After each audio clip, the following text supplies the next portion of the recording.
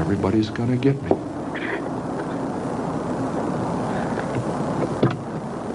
She sees the blood on my hands. What are you doing? She pulled back and she gasped. And I think, whoa, I don't want her to know what happened. I said, your friend got smart with me. So now we're seeing something a little bit different. I talk in many videos also about how people lick their lips when they start feeling excited or when they start feeling nervous. I don't think that he's feeling nervous right now. I think going back here is exciting to him because he is talking about the things that he did. He's talking about times where he had intense control. Watch this right here. I don't want her to know what happened. I said, your friend got smart with me. She'd been getting really smart with me a lot. But now you're seeing him go right back. The way he's talking, I think that that's exactly how he said it. His brain is being transported exactly back to that moment. So you saw him briefly lick his lips before he jumped directly into dialogue that was probably verbatim exactly what was said at that time. But I never hit her.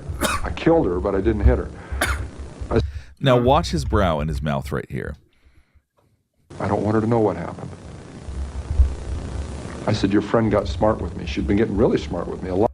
See, your friend got smart with me. Eyebrows raised. And this way, it means emphasis. He wants her to look at him. He wants to feel important right here. But I never hit her. And he says, I never hit her. He gets angry at the idea. I killed her, but And then he smiled when he said, I killed her. I didn't hit her. But then didn't hit her and gets his brows look angry again. It's a very interesting mix of emotions going on here. But look at the half smile when he talks about that he killed her. Got smart with me. She'd been getting really smart with me a lot, but I never hit her. I killed her, but I didn't hit her. I said, your friend got smart with me and I hit her. I think I broke her nose. You better come help. She's about to die. Why does she have to know that? And once again, there's a faint smile. And I don't know if it's hard for you to see this, but there's a faint smile. So the idea that he's going back to these moments and that he acknowledges the heinousness of the crimes he committed and he keeps saying they're awful, I think he still feels joy and pleasler and feels excitement talking about and thinking about what it is that he's done. Wasn't that swell a knife anyway? I went out and bought a pawn shop, huge knife. And, all right. He saw the big swallow after that. He's talking about the knife that he used. He's talking about having a big knife and thinking about the things that he did with it. The unconscious mind is a powerful thing. So even if those specific images aren't coming to mind right now, he's having to swallow because it is, once again, exciting for him. Watch this part again, then we'll keep going. Huge knife. And I kept on just mindlessly attacking. I thought I was pretty slick. And when I tripped all over myself, that first 2 murders, the first 24 hours, there were 3 clear times I should have been busted, and I wasn't. So when he talks about this, once again, him talking about the vulnerabilities he had, him talking about the times he could have been busted, all of this stuff, this once again makes people want to believe him more because he is allowing himself to seem vulnerable, to say, look, I screwed up. And that's something that he does to draw people in. Probably the same tactics he's used throughout his life to manipulate people. And it works. It works really well. Just like if you think back at the very beginning of this video, the other person they interviewed said, yeah, I like Ed Kemper. And so you got to keep in mind that he's so much more manipulative than you might pick up just watching him talk. Because he is interesting in that sense. Some serial killers, people are immediately repulsed by. They don't even want to see them talk. When it's somebody like Ed Kemper, because the way that he is open about what he's done, the way that he talks about that it was bad, the fact that he turned himself in makes people want to believe him more. Night to the campus. I was picking up some very lovely young women. You hear the chuckle again. I was picking up some very lovely young women. Yes, access, day or night to the campus. I was picking up some very lovely young women. The reason I keep pointing this out is that you have to keep in mind how much joy he gets from what he has done. Even if he isn't saying that, even if he's saying what I did was wrong, he can't help but feel excited by it. You know what we were talking about as we're driving around? And there's the smile again, if you didn't notice. Some very lovely young women. You know what we were talking about as we're driving around? Almost as often as not. This guy that's going around doing this stuff. And the second they started talking that, they didn't realize it, but they were getting a free ride. This is interesting because if you've been following the Rex Heuermann case, there is an escort who basically said that when she was with him, he was talking about this exact thing. Do you know about the escorts that are getting murdered and all of this stuff? So this, in some ways, very much reflects a current case going on. That being said, Rex Heuermann has not been found guilty. He very well may be innocent. He's just a suspect, or he's the prime suspect at this point. But it's interesting, the potential parallels there. Let's watch that again. We'll keep going. You know what we were talking about as we're driving around, almost as often as not? This guy that's going around doing this stuff. And the second they started talking that, they didn't realize it, but they were getting a free ride. So how come they get in a car with somebody at that time? She judged me not to be that guy. I think we're really starting to see that he smiles whenever he thinks about the fact that he stayed hidden, that he would fool people. To him, that just seems endlessly amusing. With somebody at that time. She judged me not to be that guy. I didn't look like it. It was getting easier to do. I was getting better at it. I was getting less detectable. I started flaunting that invisibility, severing a human head, 2 of them, at night in front of my mother's residence with her.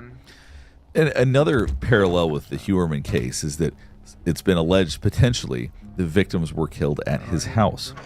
And the parallels don't stop there, aside from the fact they're also very large men. I did a video talking about this, but it's very interesting to hear this. It's also interesting to see how much exuberance he is showing through his smiles as he's talking about what he did. Severing a human head. I think it's hard to keep in mind the reality of what he did, because it's not that unusual that somebody could talk about something horrible happening, that they could potentially have a smile on their face, but he actually did these things. He probably has visual images as he's talking about this, and he can't help but feel joy and to smile when he thinks about it. 2 of them at night in front of my mother's residence with her at home, my neighbors at home upstairs, their picture window open, the curtains open. Why did you keep the heads? Why did you cut them off, and why did you keep them? Something out of my childhood. So he's attributing to why he keeps the heads to something from childhood. Keep that in mind as he talks through this. I could put it on an incident, So he laughs as soon as he starts to think back on this incident, if you notice that. My father chopping the heads off of our 2 pet chickens and my mother insisting that I eat them for dinner. You know? Now, the interesting thing about the way he's laughing, this is a genuine laugh. This is not an uncomfortable, sort of shaky laugh. Like, he is amused by this. And when you think about when we talk about trauma, it's not impossible that people laugh when they talk about something traumatic, or that he tries to see the amusement in it. But I want you to keep in mind, this is truly an unusual response with what he's talking about. We could say it was something that simple. I don't think it was. So think about the context here. He's just being asked about why he collected heads, and he can't help but let out a laugh. Now, part of what he's doing is telling a story from his childhood that I guess he could say that is amusing to him, because he's talking about how cruel his mother was. But I really want you to keep in mind that sometimes when the really savage things get brought up, he does smile, he does laugh. This is someone who is just as deranged now as he was when he was free. Let's watch this interaction again. I could put it on an incident. My father chopping the heads off of our 2 pet chickens and my mother insisting that I eat them for dinner. You know? The stairs with a camera bag that belonged to a young woman that had her severed head in it. Walking up to my apartment past a happy young couple coming. As he's talking about walking past a happy young couple, I know I hate pointing out just smiles, but it's so important to who he is, because the more he thinks about getting something by people, the more he thinks about staying hidden, the more excitement and the more happiness it brings him. So you have to keep in mind, in the context of every interview and everything that he does, he is telling people exactly what he wants them to know, because it brings him great joy to fool and manipulate people. So you always have to keep that in mind when you are watching Ed Kemper talk. Down the stairs, who nodded and smiled at me as they went by. Good evening. And they're going out on a date where I'd love to be going. And I'm aware of both of these realities, and the distance between those two is so... And there you see, as he's talking about the different realities, that someone's going out on a date and he's not. You see the anger on his brow right now. He does feel angry about this. I think that's something he would probably acknowledge too, actually. I walked up to her bed, She's laying there reading a paperback. This many thousands of nights before. There's the lip licking again. We see this so much with serial killers when they start talking about the things that they did. She's laying there reading a paperback.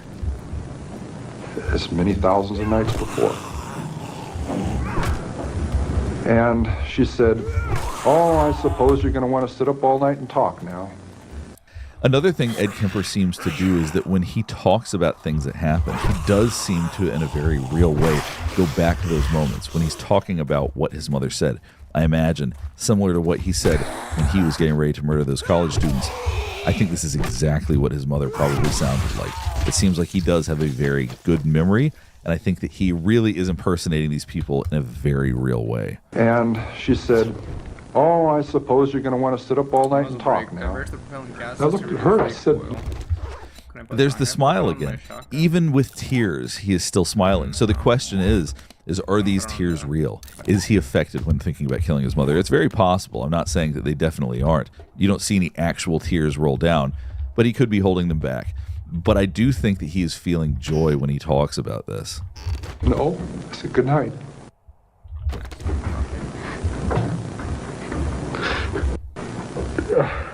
And I knew I was going to kill her.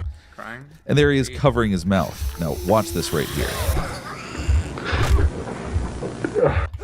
Now, it's not unusual that we cover our mouths if we're crying or when we're trying to stifle something.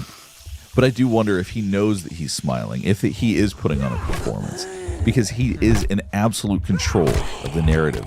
He wants to fool people. He loves to do this. That is evidenced throughout this interview. He seems to feel joy and exuberance when he talks about fooling people. When he talks about the murders, he also smiles. This is someone who has the capacity to feel very deeply. And so I think right now he might be covering his mouth because even if it's unconsciously, he has a certain way that he wants to come across. I don't think this is shame over crying. I think it could be a way to stifle that smile. And I knew I was going to kill her. You know? And I'm so cold, it's so hard. And that's the first time in 10 years I've looked at it that way. I mean, that intensely, that honestly.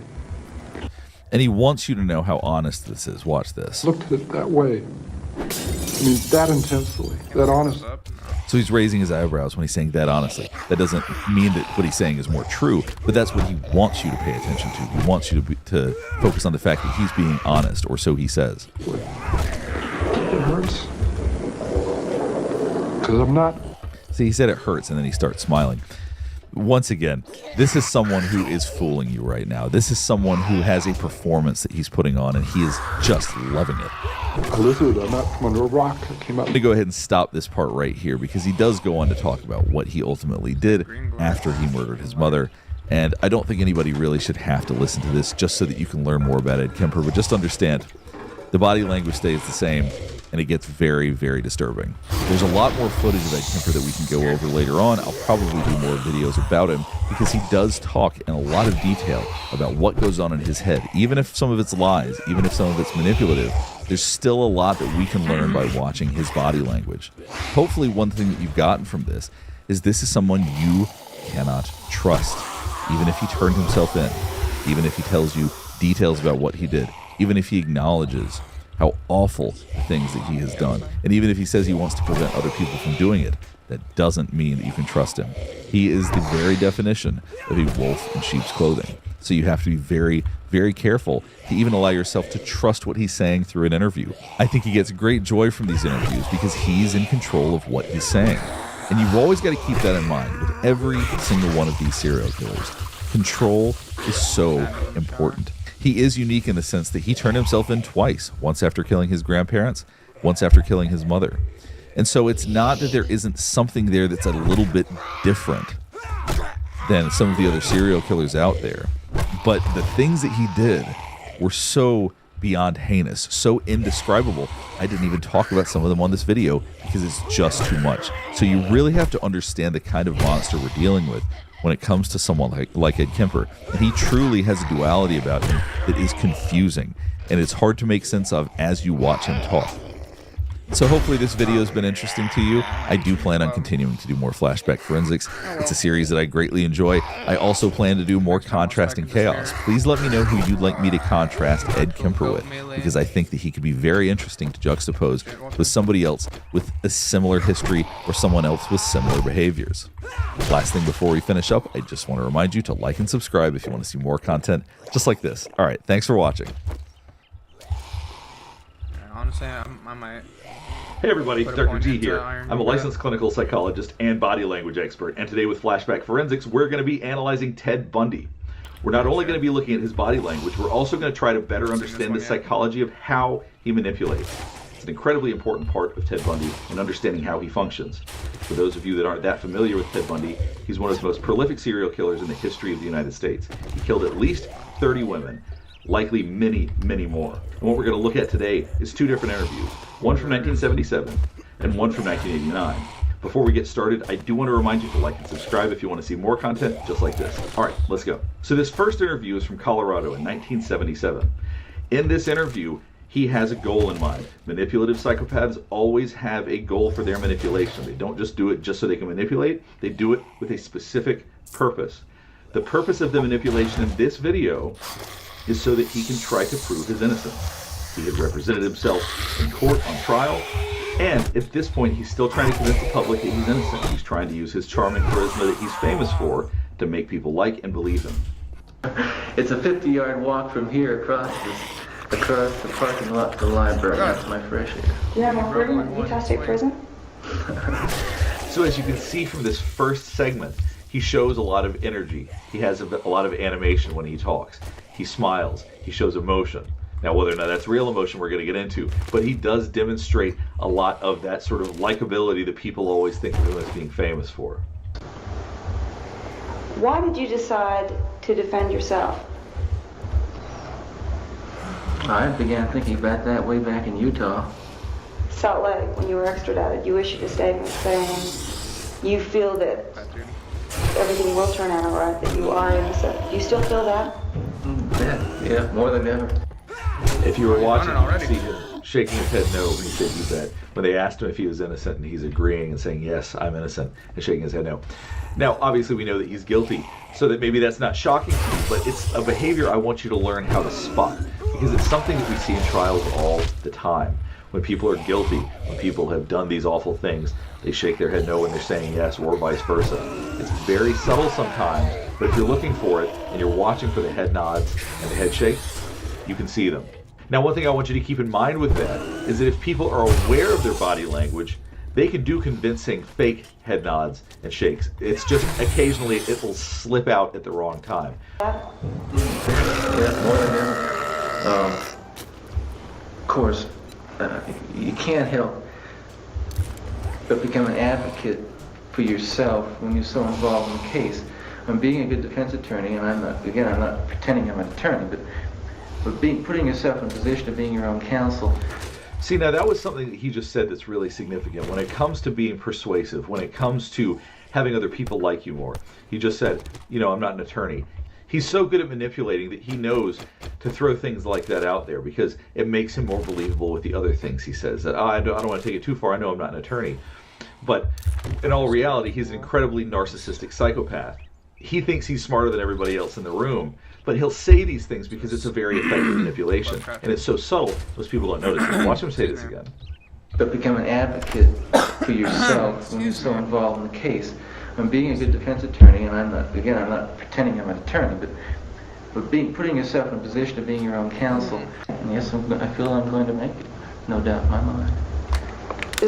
Now you'll notice he closes his eyes a lot. He does this a lot. You're going to see this throughout this and the other video as well. He has a tendency to do that. Now, whether or not he does that when he's feeling uncomfortable about something, or whether or not he's feeling doubtful, there is a pattern to it. So just keep watching for that. Oh. I feel that I'm right, and yes, I feel I'm going to make it, no doubt in my mind. There's always one thing that amazed me. As you know, I covered your trial, and I was there every day. My attorney, John O'Connell in Salt Lake, and I've always mused over just how I should behave. What's the right way for Ted Bundy to behave to make sure that people get the right impression? And I just behaved the way I felt was right. Okay, let me take So think about how high he must feel of people thinking that he is charismatic and handsome and all these things, ways that he's always been described in papers at this time.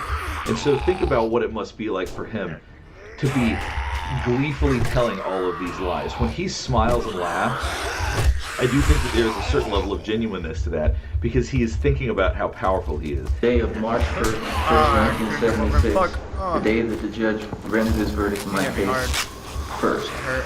I didn't show any emotion because, what am I supposed to do? Am I going to jump up on the table? Am I going to scream? That's what I felt like doing. I heard my mother crying.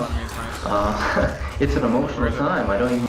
See, by saying, I wanted to jump up there and I didn't do it, he's suggesting unconsciously for people, I'm not impulsive. I can maintain and manage what I do and the behaviors that I have. And so once again, that's a way that people like this manipulate. It's subtle. It's ways that we don't think about, but he is always planting a seed with the fact that he's the one that's in control and that he would never do these things. Now, he hasn't admitted at this point. At this time, he has not admitted to murders, which he has admitted later on. But I've kept it together because there's no point in destroying myself. I have got to keep myself together. I have got to stay calm. I've got to keep my presence of mind, because as long as I do that, I'm going to beat these people. And that's the way I feel.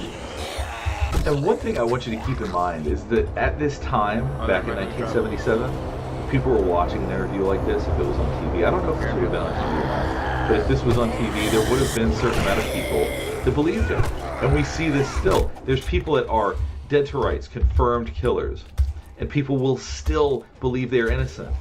And they are convinced of their innocence, and they will fight for their innocence. And we see this through a lot of trials. We see it more with men. I actually don't know what the research says about that. I need to check that out myself. Nice. But I've noticed, at least anecdotally, very consistently, that when men are found guilty of crimes, even when it's ones that they have clearly done or ones they've confessed to, there will still be people defending them. Chris Watts is an example. It shocked me that when I did a video on Chris Watts, people were still defending him. I showed no emotion. I felt emotion, believe me. Now, the irony comes here. When Carol DeRoche, the kidnapping victim from Utah, came to testify in this preliminary hearing here, I was beside myself with rage. She is turning into a professional witness as far as I'm concerned. She is a prosecution witness. And when I heard her go through that routine that I had heard 3 times before, I had restrained myself every time. I couldn't do it this time. And I told him... See, he closes his eyes again. This is something I noted with Chris Watts. And you'll see this a lot with psychopaths, is that they are having to soothe themselves at times. When they get mad at us, Chris Watts was actually he talks pretty about interesting feeling case. a lot of anger.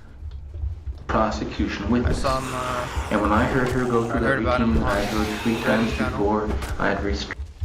And see, he's got his eyes closed pretty firmly, and he does this consistently when he is actually upset about something. Trained myself every time. I couldn't do it this time. And I told my attorney, I said, I'm going to get up. And I got up and I pointed at the judge and I pointed at her and I said, she's lying. She's lied 3 times before and she's lying now. And I felt it. The amount of bias and prejudice that surrounds me as a media image, I can't begin to tear down. Not with this interview or 100 interviews. Another thing that he does well, he looks away and looks at the interviewer. He uses more appropriate levels of eye contact. Something that we see with a lot of psychopaths that don't have that level of charisma or social awareness is they will stare, they'll have their eyes open, and they will just look. That's not something that he does. He has appropriate levels of looking away. His stare can be intense at times, and he certainly has eyes that I think a lot of people would describe as wild or crazy, things like that. But I do want you to watch how he looks at the interviewer and looks away and uses appropriate levels of social awareness, so to speak, in that way. I can't begin, and prejudice that surrounds me as a media image, I can't begin to tear down. Not with this interview or 100 interviews. Ted, do you believe I'm a person from the media? So if you notice, he looked at the camera and then smiled. I'm going to go back so we can watch that again. But that there's a certain awareness of, I got to remember that I'm on camera right now and I want people to like me, and smiling makes people like me, so I'm going to make sure I do that a lot. There have been times throughout this when he's laughing and smiling that I think that is genuine, because he is such a narcissist. He loves the idea of talking about how amazing he is and he defended himself and all that. There are times where it's purely manipulation, though, like right now. So look back at this. Yeah. Not with this interview or 100 interviews. Ted, do you believe I'm a person from the media, other people hear it. Do you believe that we created you, that it's our fault, that we created this image of the mass murder? Is that what you're saying? All right, so she's asking a question about whether it's the media's fault. Now, one thing I want you to keep in mind with personality disorders, because being a psychopath like he is, he certainly has a personality disorder. What I want you to keep in mind is that people with personality disorders externalize all blame. Narcissists and psychopaths cannot be at blame for anything. Well, I think in the course of doing your job, you did. Not in a malign way, not in a personal vendetta against me, but in the course of publishing the material and broadcasting material coming out of the Salt Lake County Sheriff's Office. All right, when he said broadcasting material, you saw the eyes close again. Let's go back. The idea of how they broadcast the material, that's something that actually gets to him. Check this out. Publishing the material and broadcasting the material coming out of the Salt Lake County Sheriff's Office or the Salt Lake County Prosecutor's Office, you began to plant the seed in people's minds. Now, that may be your constitutional right and duty, as well as, you know, your livelihood. And this shows an odd type of empathy. He's got enough empathy to be manipulative, but he doesn't have empathy or feel for other people. Like, he could care less the pain he caused. Well, he couldn't care less he loves the pain that he caused. He's famous for enjoying inflicting pain and killing and harming other people, but he understands people well enough to be manipulative. But I think in the process, you did create a media image of me that's far beyond, you know, the reality of me. Does John O'Connell call the Bundy monster? Nothing nutty enough to do something like that. I can't stop him. There's nothing I can do. Targets within 3 meters You have are a high not dismember guilty. chance. I'm not guilty. Does that include the time I stole a comic book when I was 5 years old? I am not guilty of the charges which have been filed. And this is something that we've seen other people do recently. See, I'm not guilty of stealing the comic book when I was 5 years old. By saying that you did something, by acknowledging I'm not perfect, that's going to make you seem more believable. It's going to make people be like, oh, okay, well, he's willing to acknowledge this fault. Maybe he didn't actually do this. Maybe it's planting a seed of doubt. Let's go back and watch him say that again. Next time. The time I stole a comic book when I was 5 years old, I am not guilty of the charges which have been filed against me. And the allegations. And the allegations. The rumors and the... I don't know all of what you're speaking about, Lucky. It's too broad and I can't get into it in any detail. But having the ability to not feel as strongly as other people makes it easier for him to talk about this kind of stuff without showing a lot of anger or sadness or fear on his face. He can talk about it and laugh and smile and be manipulative, because the limbic system, the part of us that feels anxious, is underdeveloped for folks like him. They genuinely do not feel as much. So he is able to do this and talk about this in a way where he doesn't show much. We've seen little bits of emotion leak out here and there, but generally speaking, he's the one that's in control of a lot of the emotion that he shows. I've been impolite, and there are things I regret having done in my life, but nothing like the things I think that you're referring to. Have you ever physically harmed anyone? Ever physically harmed anyone? No. No. You know, again, not in the context I think that you're speaking of. The brilliant part of manipulators is that they know to acknowledge, well, yeah, of course, you know, maybe there's times where I've hurt somebody, but not what you're talking about. It's a good lie. He's effective at lying. I mean, we know that he murdered all these people, and I think that a lot of us have that sense immediately upon seeing him, that there's something that feels off, that it feels manipulative. But there's some people that would listen to him and believe it, and want to believe it, and be upset to find out that he's guilty, or be in denial that he's guilty, or find reasons why it was a conspiracy by other people to make him appear guilty and that he didn't really do these things, and that when he finally confessed, it was because somebody made him do it. Otherwise, I mean, there's no shortage of ways that people will excuse behavior by people like Ted Bundy. And I imagine there are still people that feel that way about it. This next interview comes from 1989. It was his last interview. It was conducted by Dr. James Dobson, who was also a reverend.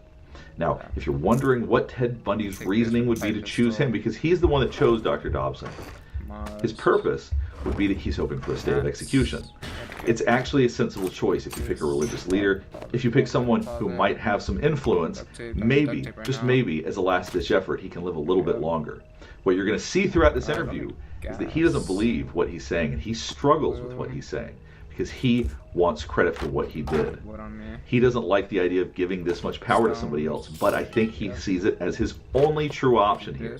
You're going to see him struggle throughout this interview, so watch closely. There also is a brief moment where you see the true face of Ted Bundy. He gets slightly startled, and in that moment, you're going to see the true face of the killer. And I'm not trying to sound dramatic. I really mean that. That is the actual real Ted Bundy that you see for just 1 second. All right, let's get started. Feel that I am in control of, or something that I've come to terms with, because I haven't. It's a moment-by-moment thing. Sometimes I feel very tranquil, and other times I don't feel tranquil at all. So we talked last time during the last interview about how he closes his eyes. That tends to be a tell for him that when he is bothered by something, and you can see him doing it here right now. What's going through my mind right now is to use the minutes and hours that I have left as fruitfully as possible. Where did it start? How did this moment come about? That's the question of the hour, and one that not only people much more intelligent than I have been working on for years, but one that I've been working on for years and trying to understand. Now this is interesting. He's got his eyes closed the whole time when he's talking about this. And you're going to see this throughout this interview. Once again, this is something that I see as, for him, a sign of stress. So watch for that. Watch when he closes his eyes. Destructive feeling. Let's go back then to those roots. First of all, you, as I understand it, were raised in what you consider to have been a healthy home. Absolutely. You were not physically abused. Now, one thing I want you to keep in mind, from my understanding, Dr. Dobson, that one of his goals is to eradicate pornography. The issue is that that's going to be the lens through which he sees this interview. And so he has a goal in this interview, which is to get Ted Bundy to acknowledge that pornography was the reason he murdered all these women. So they both have their own agendas in this meeting. I just want you to keep that in mind. You were not sexually abused. You were not emotionally abused. No, no way. And that's regularly attended church, 2 Christian parents who did not drink, they did not smoke, there was no gambling, there was no physical abuse or fighting in the home. I'm not saying this was Leave It to Beaver. It wasn't. It's interesting. His eyebrows showed sadness for just a second. We see sadness. It's something like this. The eyebrows come together, they slope down a little bit. Let's go back. Watch very closely for this. Who did not drink, they did not smoke, there was no gambling, there was no physical abuse or fighting in the home. I'm not saying Right there. this was Leave It to Beaver. It wasn't a perfect home. Well, no, I don't know that such a home exists, but it was a fine, solid Christian home, and nobody, I hope no one will try to take the easy way out and to try to blame or otherwise accuse my family of contributing to this, because I know, and I'm trying to tell you as honestly as I know what happened, and I think this is a message I want to get. It goes back to the way that he speaks, and part of the reason people find him so charismatic, and some people find him believable, is the way that he throws things out there. I'm trying my best to answer this. He's not definitive. He's not overtly, I mean, he is narcissistic, but he's not overtly narcissistic in that way. He's not a caricature of the way that some narcissists are, because some narcissists are so in your face with it, it'll just knock you over, and he's not that way. And that's what makes him such an effective manipulator. Let's listen to him say that again. Otherwise accuse my family of contributing to this, because I know, and I'm trying to tell you as honestly as I know what happened, and I think the garbage and whatever they were cleaning out of their house, and from time to time we'd come across pornographic books of a harder nature than more graphic, you might say, more explicit nature than we were. So you'll see he keeps closing his eyes. I believe that he's going along with this interview and trying to provide Dr. Dobson with what he wants. He's trying to say that pornography was the reason that he turned into what he did. But he also knows better. I think he also feels conflicted because he wants credit for what he did. He knows that's not what caused it. He knows that. He doesn't mind saying that in a sense because that externalizes blame. And people like him like to externalize blame, but they also want credit for the acts that they committed. So I think that he really feels conflicted about doing this. I think on the one hand, he likes the idea of blaming something else. On the other, he loses credit, and all of a sudden, it becomes a different animal in terms of why he did what he did. Now, one thing he said that was true a minute ago was that his family was not the reason for it, and I believe that. I don't think that they were. But I think that these kinds of lies make him uncomfortable because he has his own internal conflicts about wanting to be the monster that murdered all these women and wanting credit for doing that versus blaming it on something else. You would encounter, let's say, in your local grocery store.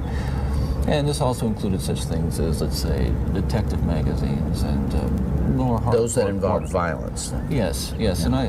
And and this is something I think. And so, as you heard Dr. Dobson say, those that involve violence. Once again, there's a message here that they're trying to get across. This is not, and I don't think that anybody would even deny that this is not an interview without its own agenda. This is not just some sort of, let's just find out about Ted Bundy. There's a clear agenda with this interview. I want to emphasize is the most damaging kinds of pornography. And again, I'm talking from personal experience, hard, real personal experience. The most damaging kinds of pornography are those that involve violence and sexual violence. That people believe what I'm saying. To tell you that I'm not blaming pornography and not saying that it caused me to go out and do certain things. As you can see, he was closing his eyes many times as he was talking about this, and he knows his audience is going to be making this connection, that they're going to be blaming pornography on his behavior, and he can't stand that idea. I think that's what is bothering him in this interview, is he doesn't want to give up credit where credit is due, whereas he's the monster that did this. He doesn't want to give it to anything else. So he's conflicted. On the one hand, he wants to give Dr. Dobson what he wants. On the other, he wants the credit. And I take full responsibility for whatever I've done and all the things that I've done. That's not the question here. No eye closing when he's talking about that. The question and the issue is how this kind of literature contributed and helped mold and shape the kinds of violent behavior. It fueled your fantasies, didn't it? Well, in the beginning, it fuels this kind of thought process. And as you can see, his brow is starting to furrow. Now you see me do that quite a lot, and that can either be a look of concentration or a look of anger, or he can be feeling angry when he talks about it. Let's go back for a second. Mold and shape the kinds of violent behavior. It fueled your fantasies, didn't it? Well, in the beginning, it fuels this kind of thought process. Then, at a certain time, it's instrumental in what I would say crystallizing it, making into something which is almost like a separate entity inside. And at that point, you're at the verge, or I was at the verge of acting out on this kind of. See, he's back to closing his eyes again. These lies bother him. You know, on the one hand, he feels okay saying them. On the other, he doesn't. And so this is a conflict for him. You are seeing Ted Bundy struggle with an internal conflict having this conversation. Excitement until you reach the point where the pornography only goes so far. You reach that jumping off point where you begin to wonder if maybe actually doing it. So when you start thinking about why this would bother him, he is giving somebody else what they want. He is an absolute control freak to a degree that most of us probably can't really truly understand. And he is giving Dr. Dobson what he wants. And that is going to burn him up inside, even if he has a good rapport with Dr. Dobson. The decision to go for it. Do you remember where you decided to throw caution to the wind? Again, when you say pushed, I know what you're saying. I don't want to infer again. I understand that. That I was some helpless kind of victim. See, he can't describe himself as helpless. He has to be in full control. So he's getting a little prickly with some of the language. He does it. It's interesting because for somebody as violent and as awful as he is, he's trying to be polite. That's the manipulative aspect to him. Listen to this again. Yes. Infer again. I understand that. That I was some helpless kind of victim, and yet we're talking about an influence that is the influence of violent types of media and violent pornography, which was an indispensable link in the chain of behavior, the chain of events that led to the behaviors, to the assaults, to the murders, and what have you. It's a very difficult thing to describe.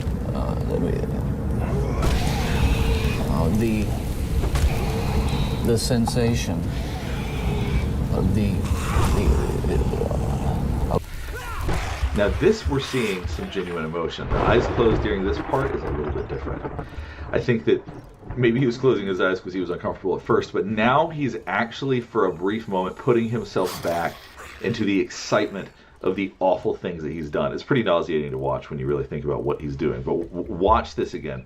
Watch how much he is feeling right now. This is one of the rare things we're seeing that's a real, genuine feeling. The sensation of you can see his whole body arch up. Of reaching that point where I couldn't control it anymore. That these barriers that I had learned as a child, that had been instilled in me, were not enough to hold me back with respect to seeking out and harming somebody. Now this is all true. He is seeking out and harming people, and those things, those inhibitions he had, were not enough barriers. So that aspect of it's true. It's the other parts that he knows are lies. Would it be accurate to call that a frenzy, a sexual frenzy? Well, yes, that's one way to describe it. A compulsion. Now, he really didn't like describing it as a sexual frenzy. Watch Ted Bundy's face right after he describes that. I'm going to tell you what he's feeling. Well, see, right there, that's disgust. He didn't like hearing it described that way. The wrinkling of the nose, the way his mouth is positioned, this is a look of disgust. Yes, that's one way to describe it. A compulsion.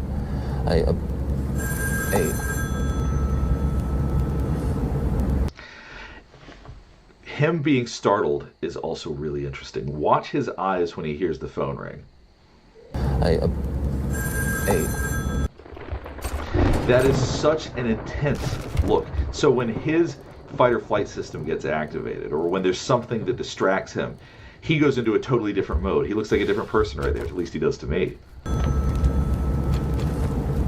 Building up of this destructive energy, again, do anything wrong. Addictions are like that. They affect some people more than they affect others. But there is a percentage of people affected by hardcore pornography in a very violent way, and you're obviously one of them. That was a major component, and I don't know why I was vulnerable to it.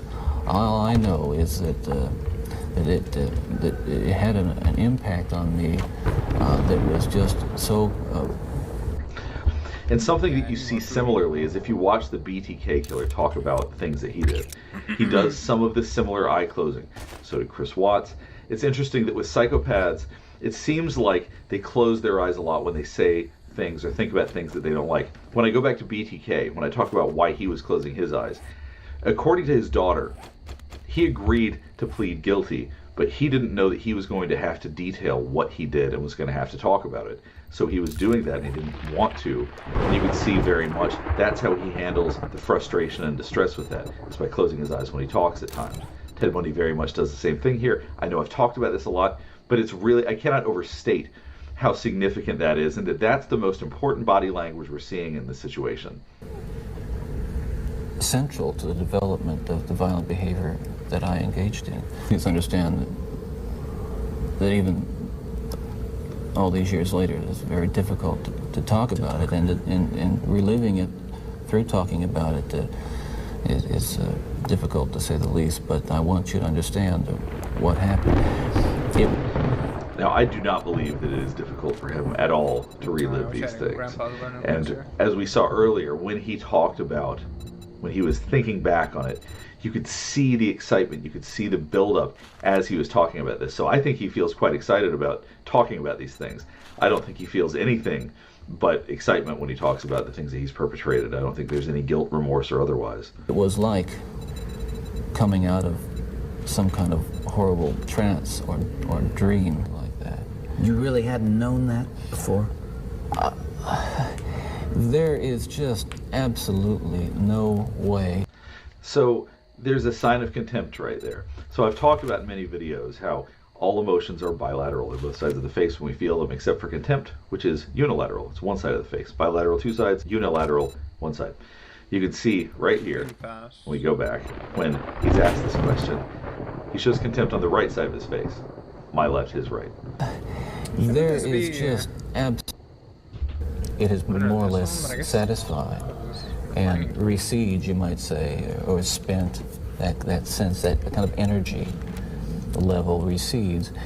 Now you'll see when he starts really getting into these thoughts, he enjoys them so much. You can see the pleasure on his face and in his body when he talks about this. Look, it's really disgusting. But just watch. Spent that sense, that kind of energy level recedes, and basically I became myself again.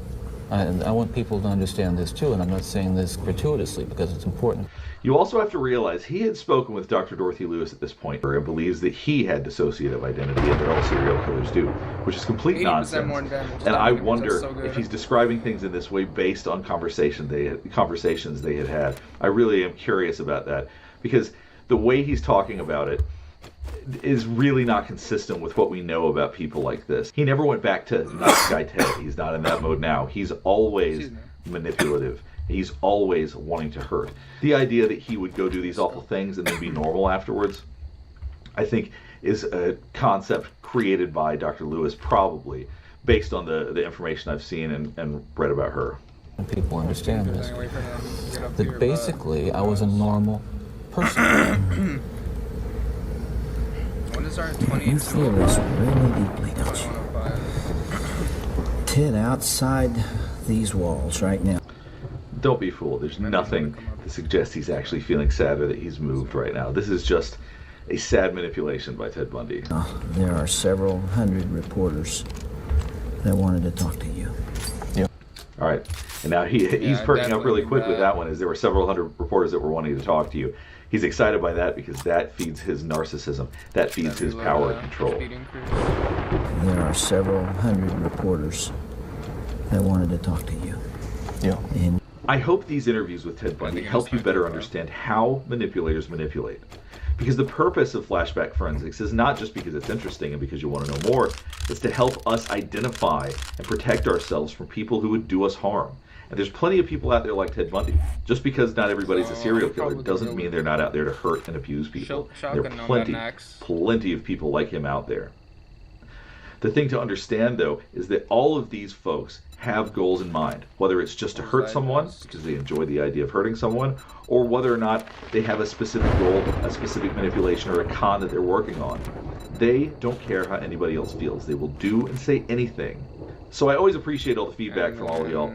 If there's other people you want to see, please let me know. I do have a long list. I know Ed Kemper's coming up. I've got a whole bunch of people that have been recommended to me, and if there's other folks that you want me to analyze, other types of psychopaths you want to see, please let me know, because I'm always looking for new and interesting content.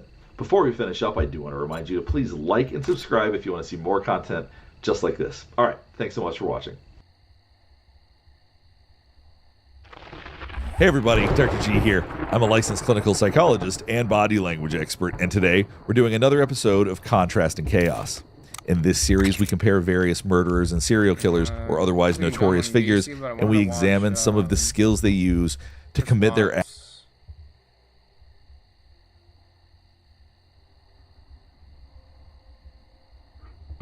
So Dr. G. Explain Dr. G.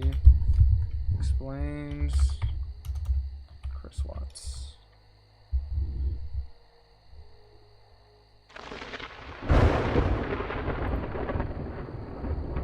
Hey everybody, Dr. G here. I'm a licensed clinical psychologist and body language expert, and today we're going to be analyzing Chris Watts. Now, we're doing a new series called Flashback Forensics, and the goal of this is to look at old cases. We're going to look at some cold cases too. We're going to look at all sorts of interesting stuff and see what the body language tells us. I'm hoping that you can learn something about Chris Watts' body language by looking at some of his old videos. For those of you that don't know the story of Chris Watts, it's a horrific one. After he admitted to his wife that he was having an affair, he murdered his wife and unborn child, and then also killed their 2 children and put them in barrels. The whole situation is awful. What we're going to be looking at today is an interview before he had confessed to the murders. One thing I do want you guys to understand before we get started is that this series isn't because I find killers fascinating. The whole purpose of this is that you can identify liars, manipulators, and psychopaths. And before we get started, I just wanted to remind you to like and subscribe if you want to see more content just like this. All right, let's go. What we're going to watch now is an interview with local news. The murders obviously had already occurred, but the confession had not happened yet. So let's just see what he says. Wow. What's going on right now around your house? Right now, it's you got K9 units, the sheriff's department. Everybody's like they're doing their best right now to figure out like if they can get a scent, and see where they went. If they went on foot, they went in a car. All right, the one thing that I've noticed so far is that when he says to see if they can get a scent, he closes his eyes because the idea of them being found scares him. That freaks him out. So we're going to look at very subtle body language throughout this. Look at this again. If they can get a scent, and see where they went. See, when he said and see where they went, he probably had a memory of where they went. He probably had a memory of what happened. And thinking about that and talking about it out loud is challenging, even for psychopaths, even for people who feel less than your average person. They still feel something. And so when you see people close their eyes, oftentimes that's when we think about something that we don't like. So the idea of them being found, something he doesn't like. So you're going to see his eyes close very briefly when he's talking about that. If they went on foot, they went in a car, they went somewhere. And right now it's just like they've been on point. They're going through the house trying to get a scent, and hopefully they can pick something up to where it's going to lead to something. What happened? Tell me what's... Actually, like, one thing you may already notice also is that he has a slight smirk on his face. Now, it's going to turn into an actual smile later, so we're not overanalyzing it by looking at that and saying that he's smirking. Let's go back and look at when it starts. And hopefully they can pick something up to where it's going to lead to something. What happened? As you can see right there, it's subtle, but it's there. Tell me what's... She came home from the airport 2 a.m. and I left around 5:15. She was still here. Now, one thing not to read too much into is when he said 5:15, he looked up. I know a lot of people talk about where people's gazes goes mean something. The research shows very consistently it is totally unpredictable. So anybody that insists that where people are looking means they're processing things one way or the other, I'm sorry, but that's just not the case. That there's no reality to that. She came home from the airport 2 a.m. and I left around 5. See, so when people do that, they are thinking, but you can't tell whether they're lying, what they're thinking about, or the quality of what they're thinking about, or anything like that based on the fact that he's looking up. You just can't read too much into that. 15, she was still here. And like about 12:10 in that afternoon, her friend Nicole showed up at the door. Like I had texted Shanann a few times that day, called her, say, but she never got back to me, but she wasn't getting back to any of her people as well. And that's what really concerned a lot of people is like, she's not getting back to her. Like, if she doesn't get back to me, that's fine. Like, she gets busy during the day. But she didn't get back to her people, which was very concerning. And Nicole called me when she was at the door. And that's when I came home. And then walked in the house and nothing was vanished. Nothing was here. I mean, she wasn't here. The kids weren't here. Nope, nobody was here. What's your wife's name? And see, there's that smirk again. Shanann. S-H-A-N-A-N-N. Bella and Celeste. See, when he mentioned his kids' names, Bella and Celeste, he closed his eyes. It's hard to know how much regret he actually feels about that, or if he is happy about that, but something about bringing up their names, that's a point that's going to be much harder for him to talk about. I don't think he has any regret whatsoever about killing his wife at this point. And he may have no regrets about killing his children, but that one seemed to evoke more of a response. Watch his eyes after this again. I mean, she wasn't here. The kids weren't here. Nope, nobody was here. What's your wife's name? Shanann. S-H-A-N-A-N-N. What's your kids? Bella and Celeste. You see that eye close? C-E-L-E-S-T-E. He's doing it again. When he's talking about his kids, he keeps closing his eyes. How old are your daughters? 4, Bella's 4, Celeste's 3. And so, all right, see, he's withdrawing his lips. Oftentimes, when we want to try not to say something, we withdraw our lips. So right now, this, for whatever reason, is more precarious than talking about his wife, talking about his kids. He's just trying to remind himself not to say something. This means that he's feeling more when talking about them. How many times did you try calling her? I called her 3 times, texted her about 3 times just to say, what's going on? Like, because after I called her and texted her once, it was like maybe she was just busy. Like, she had just gotten back. Like everybody's probably calling her from her trip. She just got back. Now, don't read too much into that. So he scratched his face. He's outdoors. There could be bugs. There could be all sorts of stuff. It's the kind of thing to pay attention to if it keeps happening. But just happening once doesn't mean much. I'll go back to show you again because I also want you to know what doesn't mean anything. Maybe she was just busy. Like, she had just gotten back. Like everybody's probably calling her from her trip. She just got back from Arizona, and I figured just she was just busy. But when her friend showed up, that's what was like, it registered like, all right, this isn't right. One thing he's doing very well, he's nodding his head yes and shaking his head no a lot, along with what he's saying, which could make him seem more convincing. So that, for a liar, is actually a very good skill to have. You think she just took off? Do you think? I mean, right now I don't even want to just like throw anything out there. Like, I hope that she's somewhere safe right now and with the kids. All right, so once again, when he's forced to lie, he's more likely to close his eyes. This is not unusual. Sometimes people just squint. He outright closes his eyes.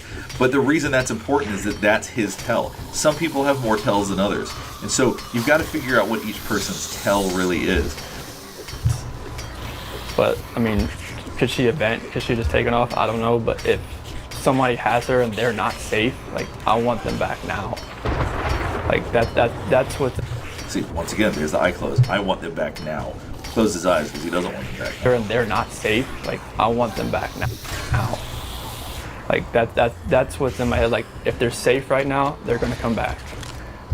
If they're safe right now, they're going to come back. He knows they're not, so he knows they're not coming back. It's an interesting way for him to phrase that. But if they're not safe right now, that's the not knowing part. Like, and he's starting to smile more. If they're not safe, last night I had every light in the house on. I was hoping that I would just ran over by the kids running in the door and just like barrel rushing me, but it didn't happen. And it was just a traumatic night trying to be here. The smile's getting bigger. It's getting more obvious.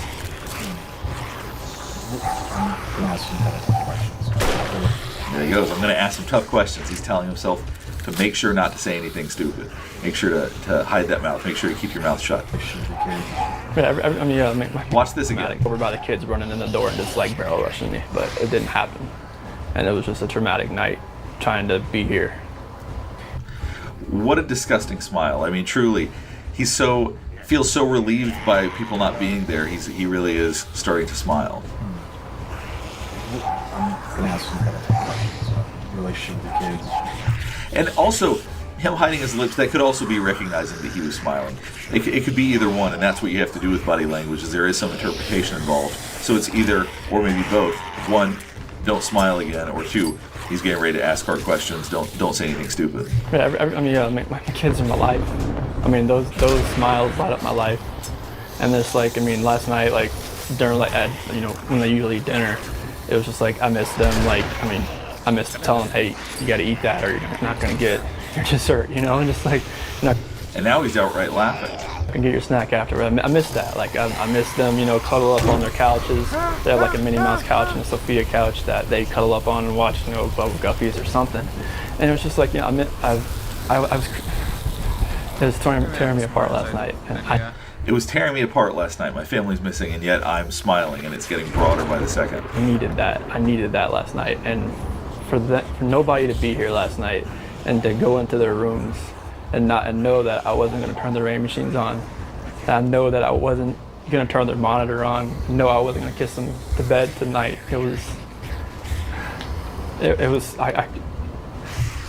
The smile can't be overstated. It's remarkable how pleased he looks by this. And so it's almost like as he talks about all of the obligations he has to family and thinking about he won't have those anymore, the more pleased and the more happy he gets. Maybe he wanted peace and quiet. Maybe he didn't like having a family. There's so many possibilities, but clearly he looks relieved. He looks happy. That's why last night was just horrible. I couldn't do it. When people's expressions don't match what they say, pay attention to them. It doesn't always mean a lot. Sometimes people smile when they're uncomfortable. Not situations like this, though. I'm talking about somebody might smile when they are having to give somebody bad news, or an awkward situation happens at work, or somebody says something that they don't know how to react to. Not that their family is missing. So this is an inappropriate smile no matter how you cut it. This is not normal in any situation like this. Well, let's go back and look at this again. I wasn't gonna kiss them to bed tonight. That's why last night was just horrible. I couldn't do it. I want everybody to just come home. Like, wherever they're at, come home. That's what I want. And once again, what I want, closing his eyes when he says that. I want everybody to just come home. Like, wherever they're at, come home. That's what I want.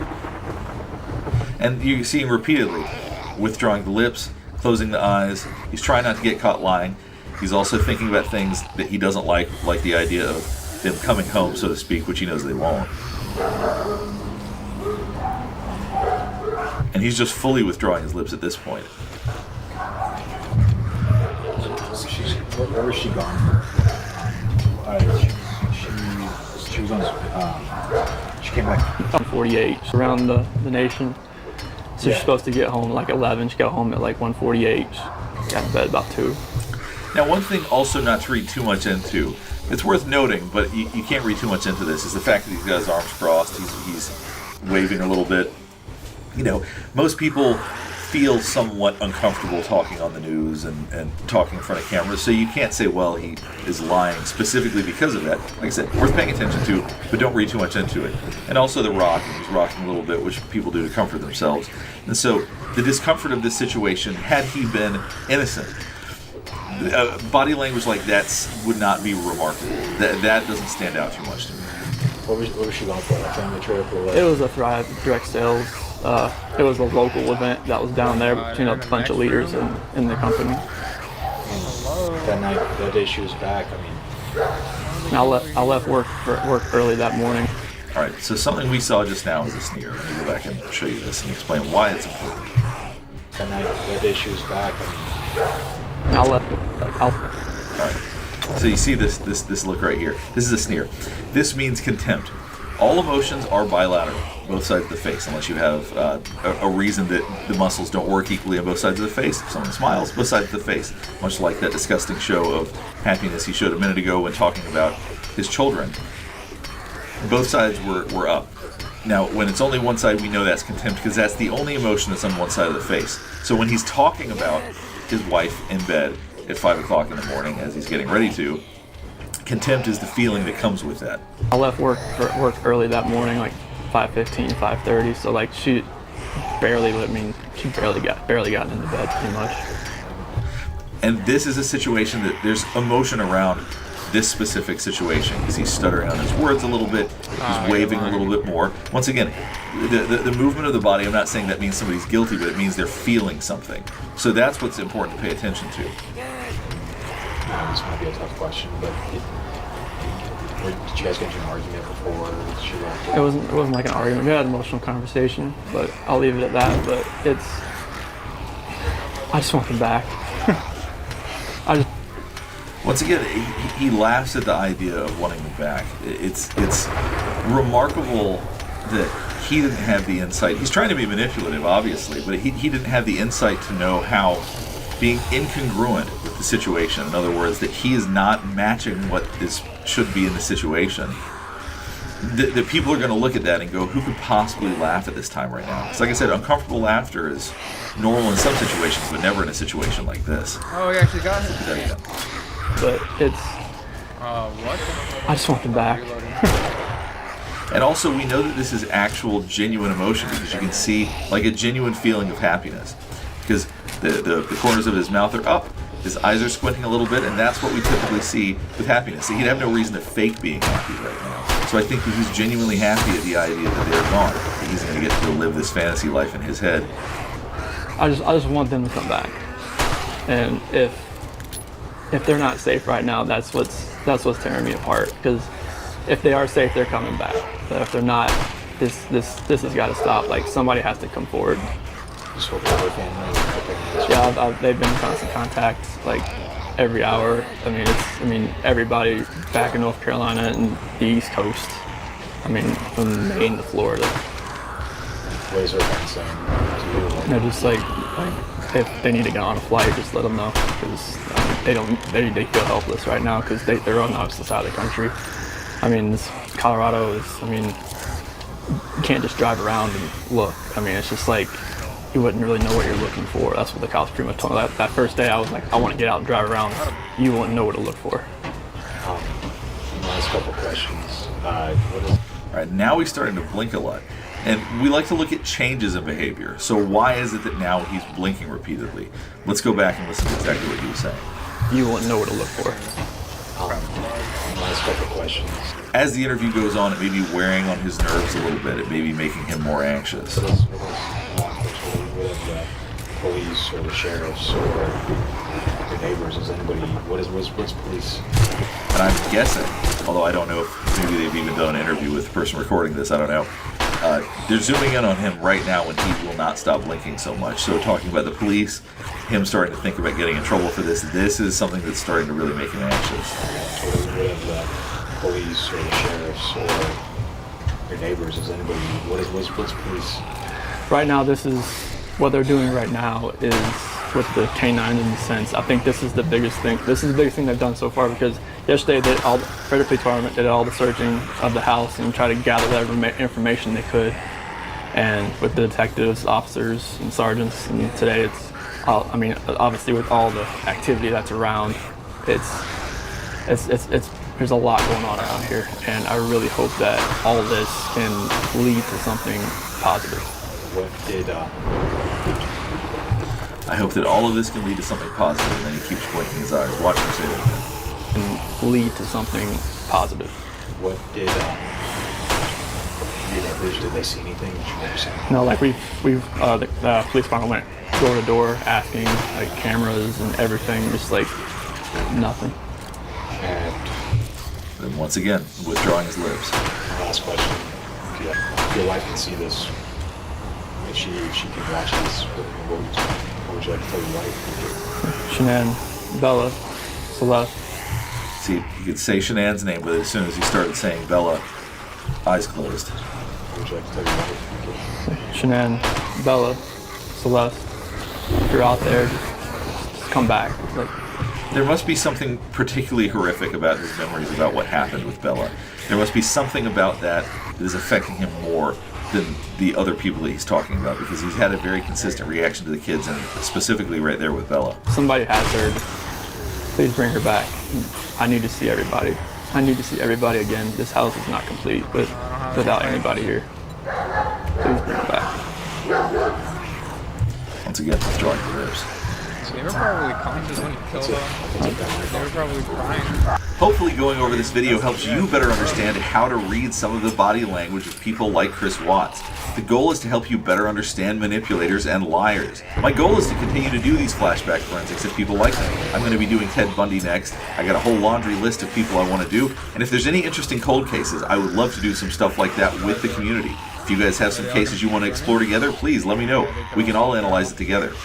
Last couple of things before we get done. I do want to remind you I'm working on a body language course, so check the description below if you want to sign up for the waitlist.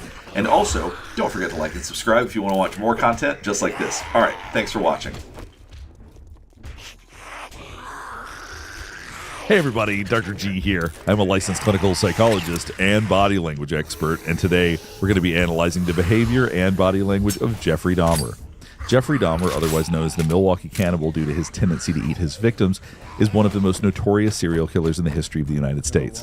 Before we get started with this analysis, a couple of quick things. One, I wanted to make sure you know that this is not a psychological evaluation of any kind. These are just my opinions. In addition to that, I do want to remind you to like and subscribe if you want to see more content just like this. All right, let's go. What we're going to be looking at today is Stone Phillips interviewing Jeffrey Dahmer and his father. Let's jump right in. Do you think if you had been able to talk about that in a more open way, that it would have helped?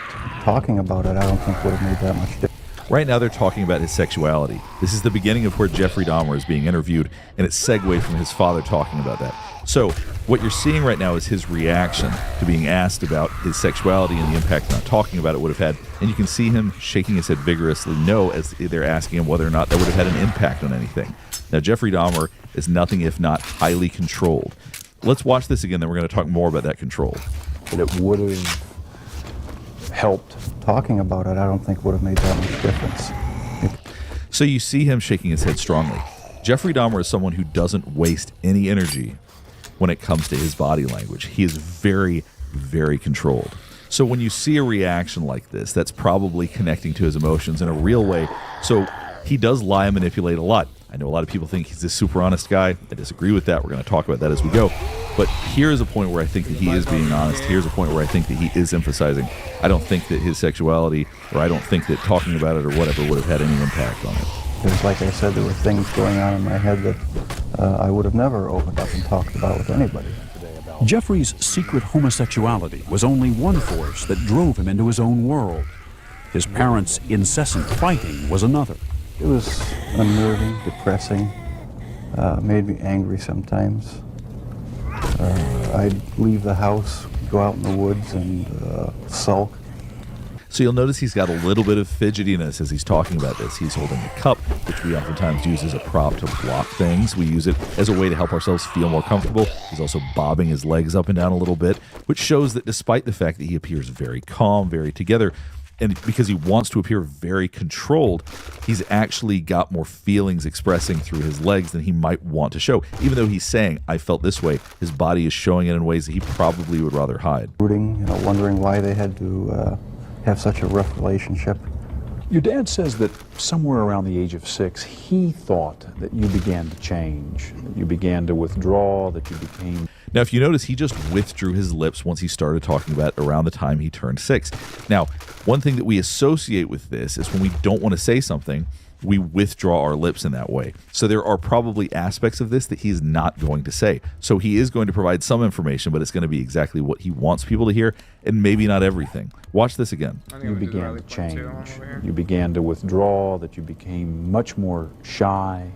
Oh yeah, that's the time I really remember noticing that things weren't quite right. So he is giving you something. He's talking about some of how he was different, some of the challenges he had. However, he's probably not giving you everything. And that's another thing that we're going to see throughout this, is he gives enough information where people go, he must be telling us everything that's going on in his head, but I don't really think that's the case. So it wasn't so much innate shyness as it was wanting to... And then after that, you saw him swallow. That hard swallow is oftentimes a way to manage when we're feeling quite stressed. So even though he looks very plain, even though he doesn't seem like he's got a lot of stress, I think there's more than there appears to be on the surface. Watch this part again. That's the time I really remember noticing that things weren't quite right. So it wasn't so much innate shyness as it was wanting to withdraw from tension and arguments and problems in the house. That's how I saw it, yeah. Just, I sort of lived in my own... Now, watch this right here with his mouth. Now, that is a look of contempt. All emotions except for contempt are on both sides of the face.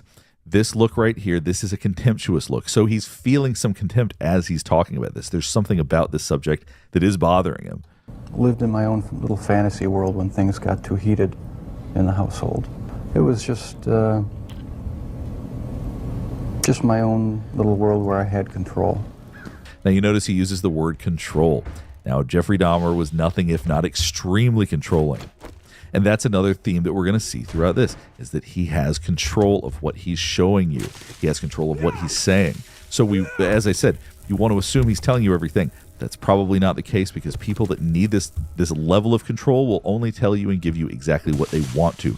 That doesn't mean they're going to give you everything. I felt I had no control as a child or young adult, and that got mixed in with my sexuality, and I ended up doing what I did was my way of feeling in complete control, at least.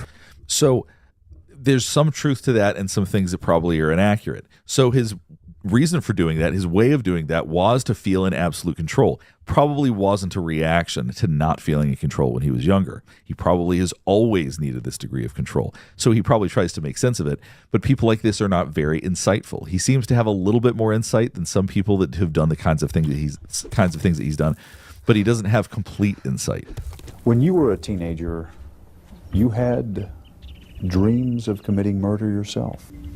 Almost always after I was either physically or in some other way harassed by bullies, I would wake up, say, the next morning. So if you look at his body language right here, watch his eyes. Always after I was either...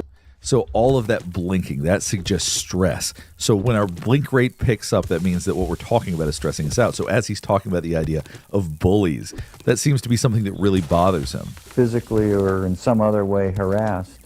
And as you saw him say, harassed, eyebrows went up. He really wants you to hear that when he feels harassed, that's when he would have these types of impulses. I guess that's an important detail for him.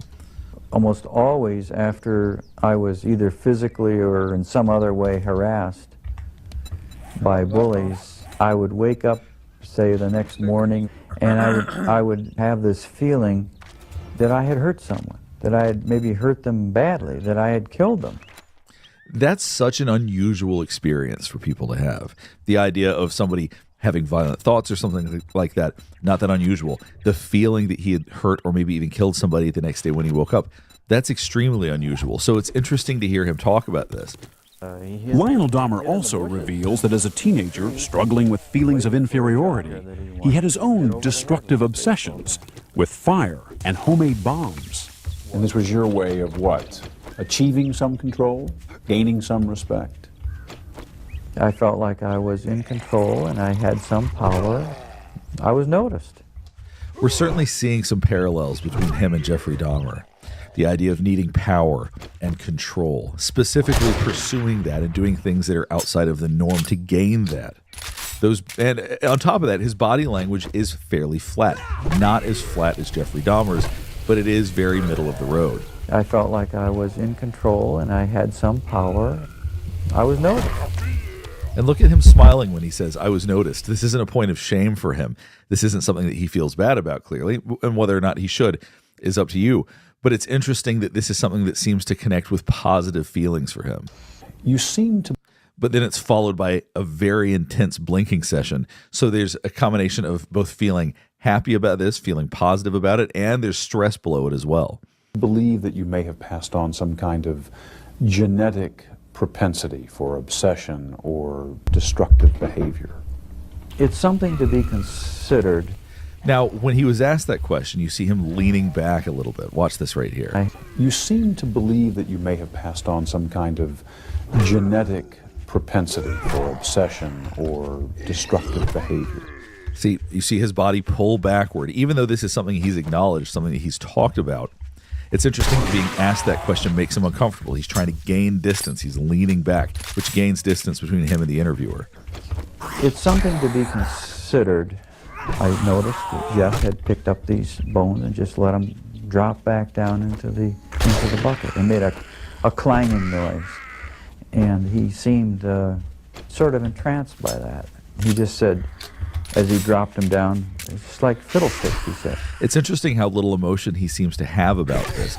There does really seem to be some similarities between him and Jeffrey Dahmer. Creating my own little world where I had the final say, where I could completely control a person that I found physically attractive, and keep them with me as long as possible, even if it meant just keeping a part of them.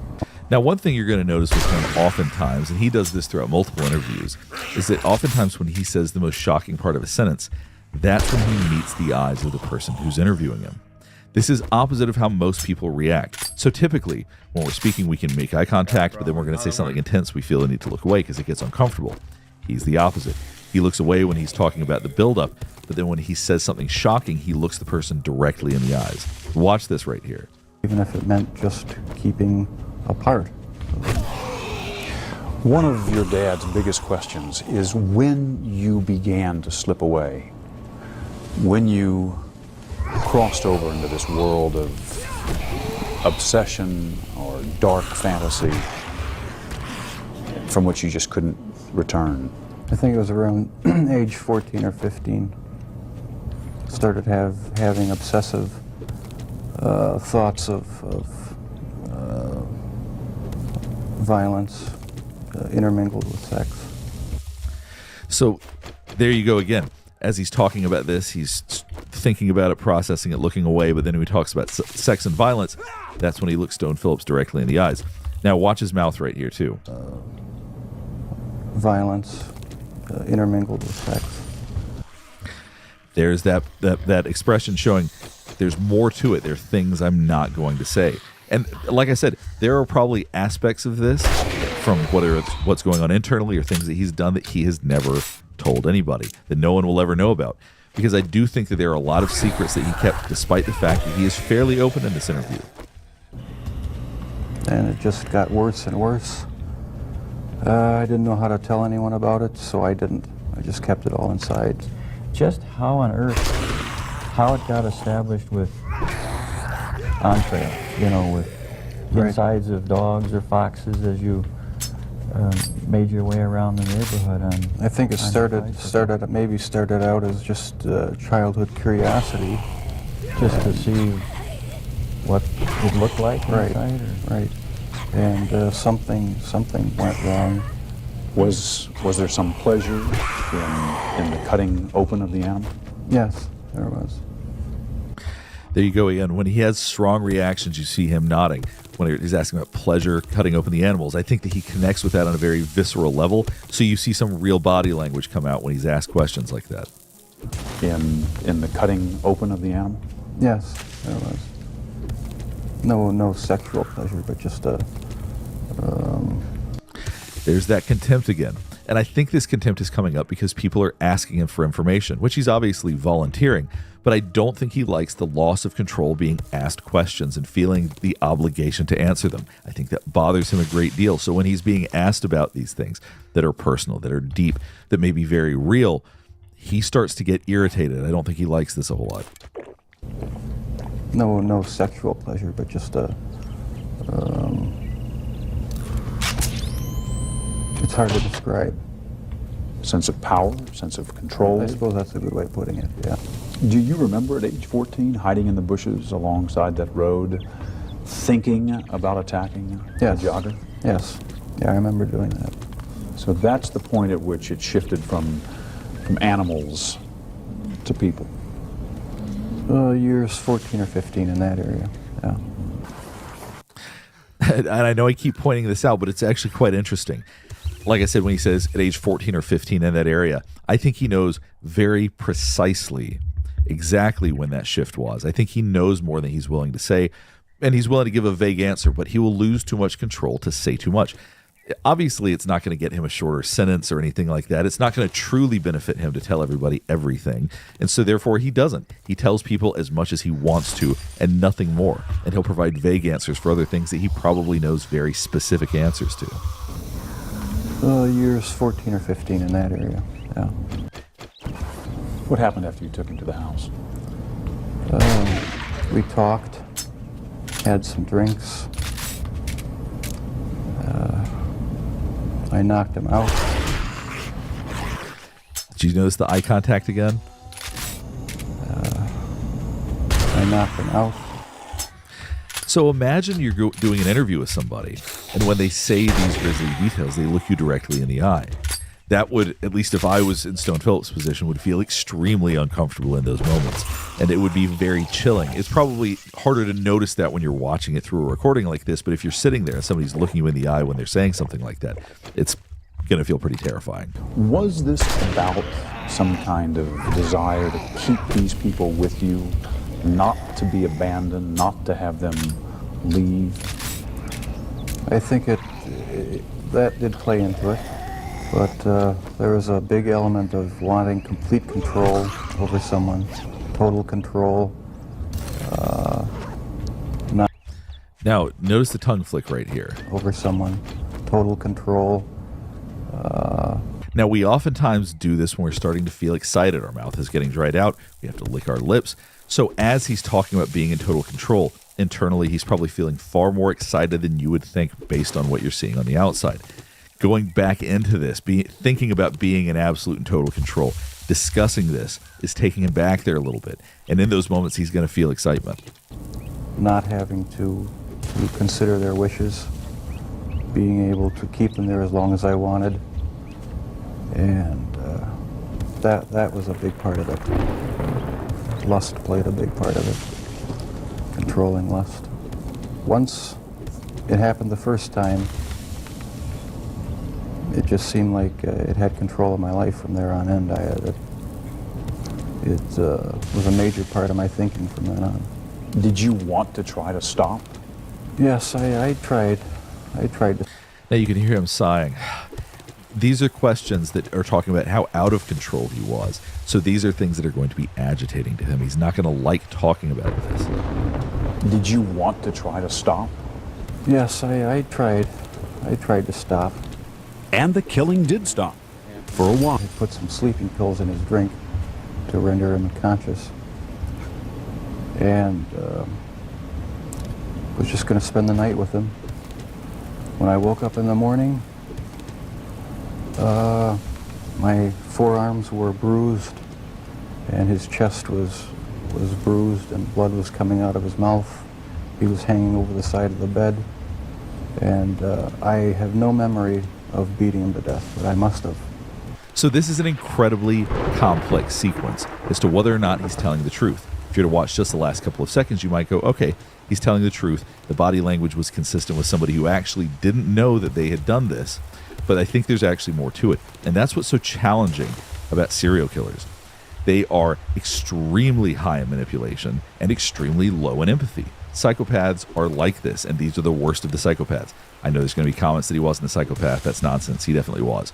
But what we're going to do is we're going to go back and I'm going to explain why it seems very possible that what he's saying right now is not true. They had put some sleeping pills in his drink to render him unconscious. And all right, so he's hiding his lips. So what he's getting ready to say next may not be true. There may be more to it. He may be hiding something. Was just going to spend the night with him. I was just going to spend the night with him. So that is not necessarily that believable if we're paying attention to the body language. So he's giving enough that he actually did this to where people are going to assume that whatever he says is true.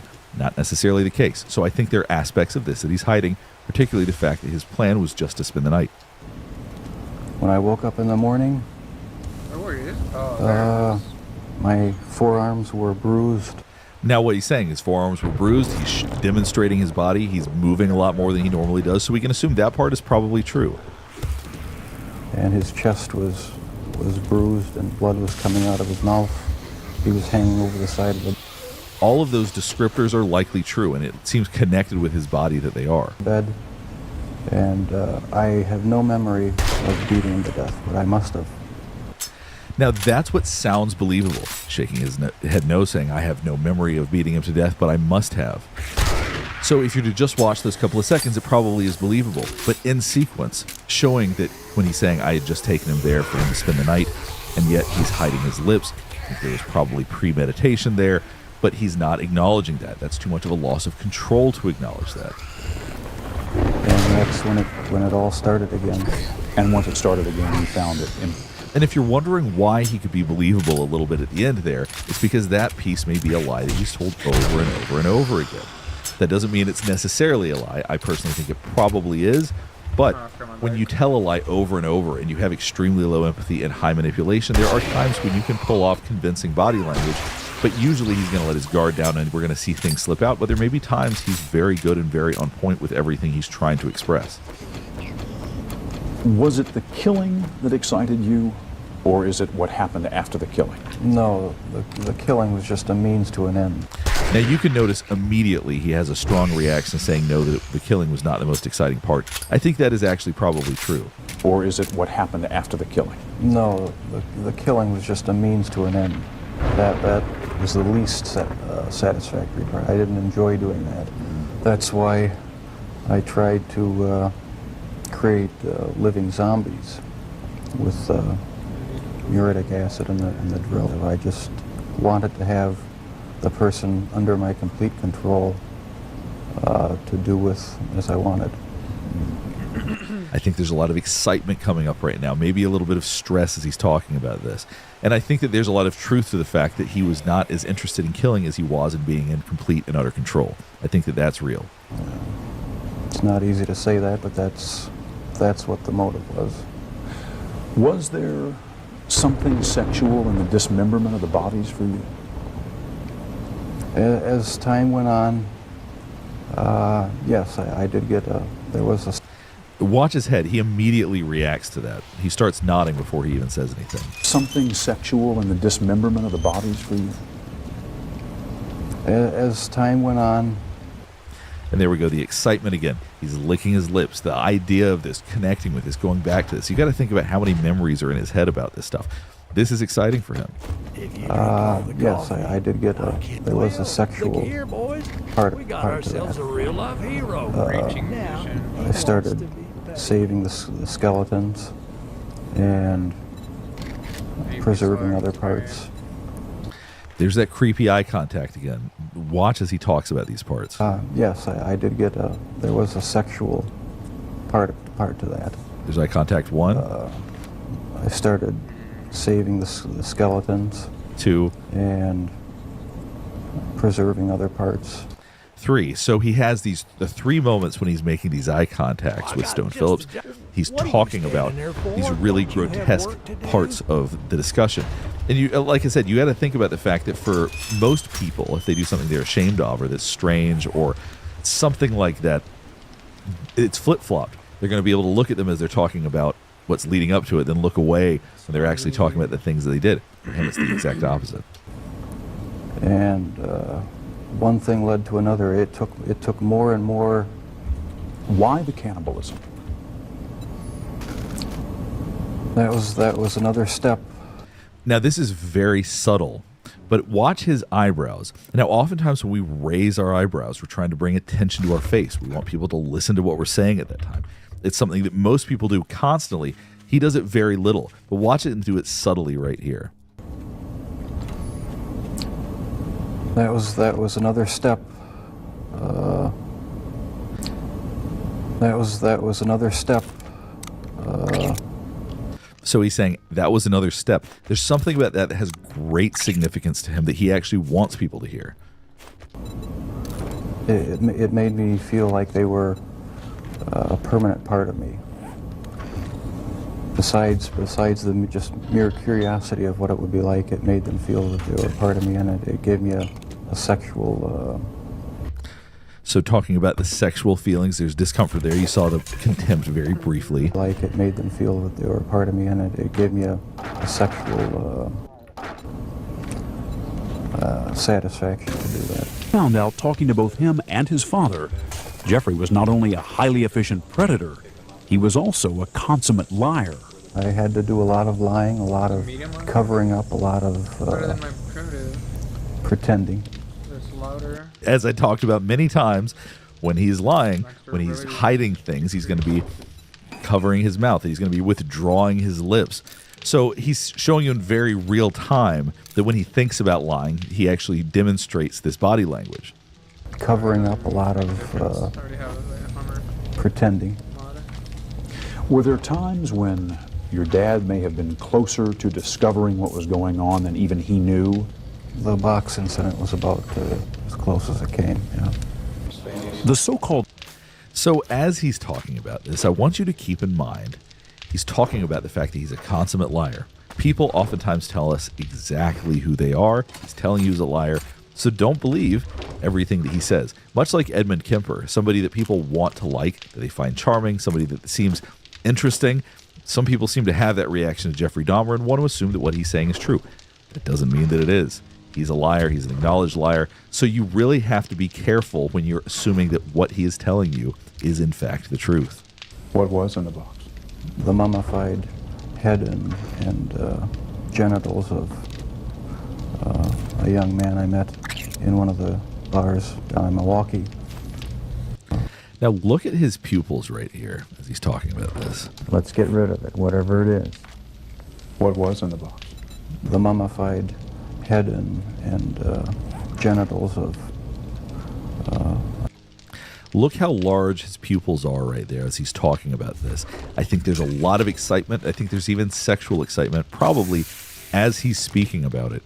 As hard as it is to wrap your head around that, I really think that that's what we're seeing right now, because the pupils tend to dilate when people are feeling sexual, and as he's discussing this, I don't think there's any shame or guilt about it. I think he's excited by it. A young man I met in one of the bars down in Milwaukee, but the box was never opened, not in my dad's presence. And so the lies continued. And so did the murders. I didn't have to be accountable to anybody. I felt that I could keep it in my own secret little world, keep everything under control, and would never have to deal with the consequences. And so things just progressed from bad to worse. Your dad has wondered about all kinds of things, from the medication that your mom was on during her pregnancy, to the fact that you were exposed to violent arguments in the home from an early age and continuing, to to the possibility that he might have passed on some genetic propensity for obsession or violent behavior. Does any of that ring true to you? I can see why he'd wonder about those things, but as far as I'm concerned, they're all excuses. I feel it's wrong for people who commit crimes to try to shift the blame onto somebody else, onto their parents or onto their upbringing or living circumstances. Now, this is interesting. As he's talking about this, he starts touching his forehead. We tend to do that when we feel very stressed. We haven't seen anything like that from him before talking about this. Or onto their upbringing or living circumstances. Now, one reason for that, I think, is because oftentimes serial killers and people with his types of issues tend to have a victimhood mentality. They tend to blame everything they do on other people or other behaviors or something environmental. They can never accept responsibility, but he is actually acknowledging responsibility right here. And that may, in fact, be much harder than it appears to be, because he's speaking about it very plainly, but he could be feeling a lot about it that he doesn't like. For people who commit crimes to try to shift the blame onto somebody else, onto their parents or onto their upbringing or living circumstances, I think that's just a cop-out. I take full responsibility. I don't know how to express the regret, the sorrow,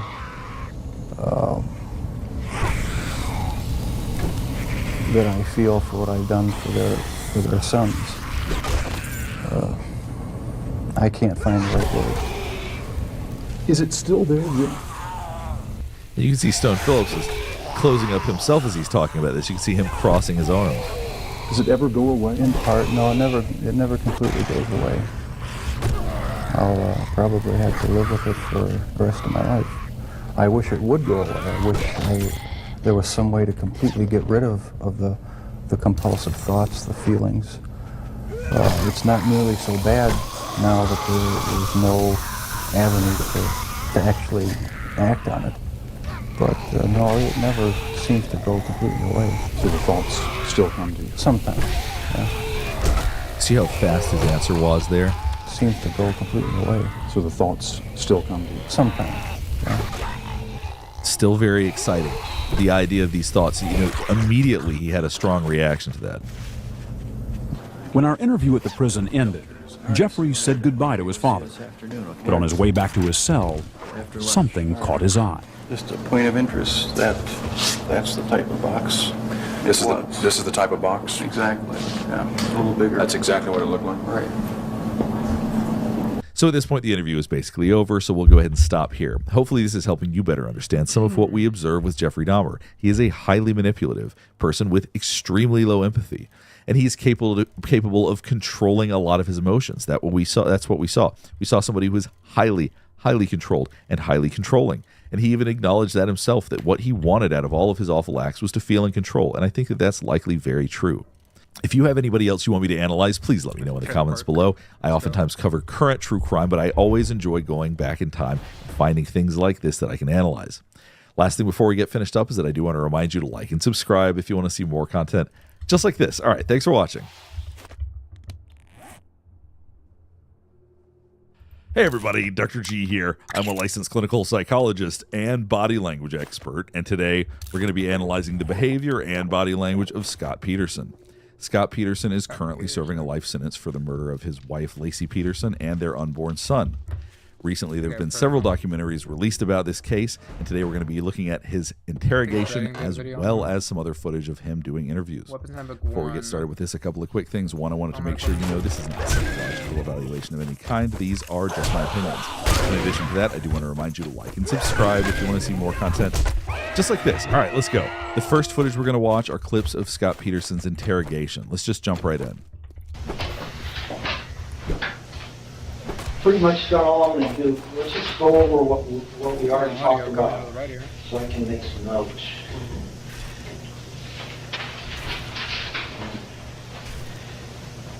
See if you remember something that maybe you don't really remember.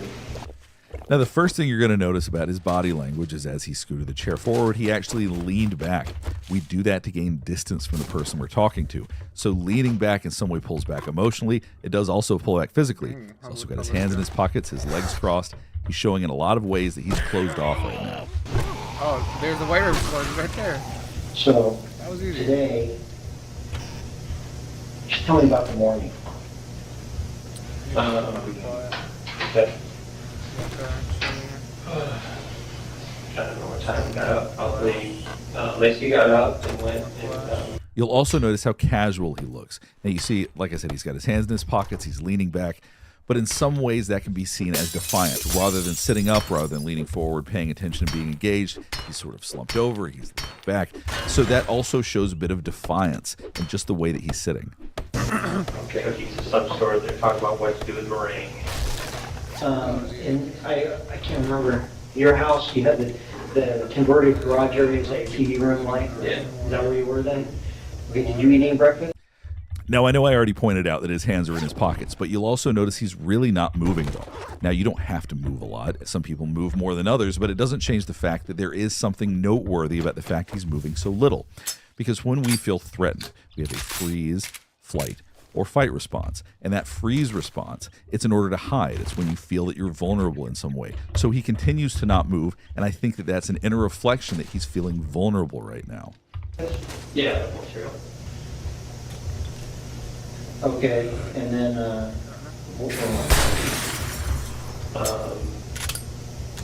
when did you realize you were gonna go fishing? Well, that was a morning decision. Is it the morning, so play golf at the club or go fishing? Okay. You see, as he's not using his hands to illustrate any of this, once again, that's something we start to see as a little bit suspicious. Not everybody has to talk with their hands all the time, but we tend to automatically do that. So it seems very intentional that his hands are firmly staying in his pockets. Because in a context like this, you typically wouldn't sit that way. And fall prep. So that was prepping for breakfast. And she's gonna make gingerbread cookies for tonight. What was she momming? The tile in the entryway area. So he just asked where she was mopping, and he basically said the tile in the entryway area. This matters because of what's coming next. Just keep watching. The entry of the front door or the entry of your little converted? Well, not the front door, but that back door that we came in. Right where the mop was outside of it? No. Where your dog? One out to your right there? Okay, we have the converted garage. Yeah. All right, so now he's pulled both hands out. Now he's leaning forward a little bit. Now he's emphasizing. He really wants to emphasize this point of where the mop was used or what area was mopped. So to him, this is very important for whatever reason. And then you have the kitchen, and then you have a room with 2 chairs in it. Right. Yeah, that's in the kitchen. Doesn't know how far she plans to go. So from a perspective of body language, that means that we really need to emphasize why that matters so much to him. Why, out of all the details he provided, because he talked about where she went, what she did, all of those things. But when it came to what area was mopped, he really wanted to emphasize and talk about where she had mopped. So keep in mind, for whatever reason, that's very important to him. All right, then you have the kitchen, and then you have a room with 2 chairs in it. Right. Yeah, that room in the kitchen. Doesn't know how far she plans to go.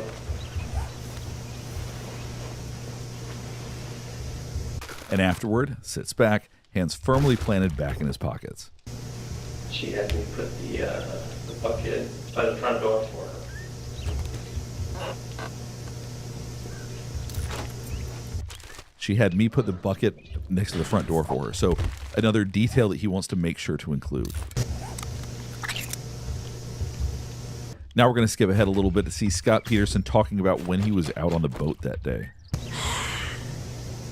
Did you have a map for that area? No. Would you just wing it?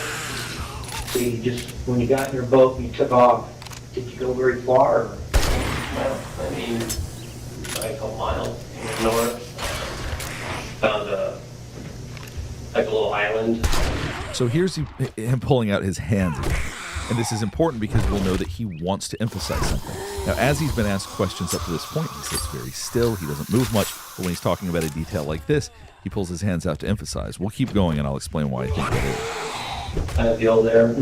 Island had a bunch of trash on it. I remember a big sign with no lane and looked like some broken piers around it. And I just assumed it'd be decent, shallow area.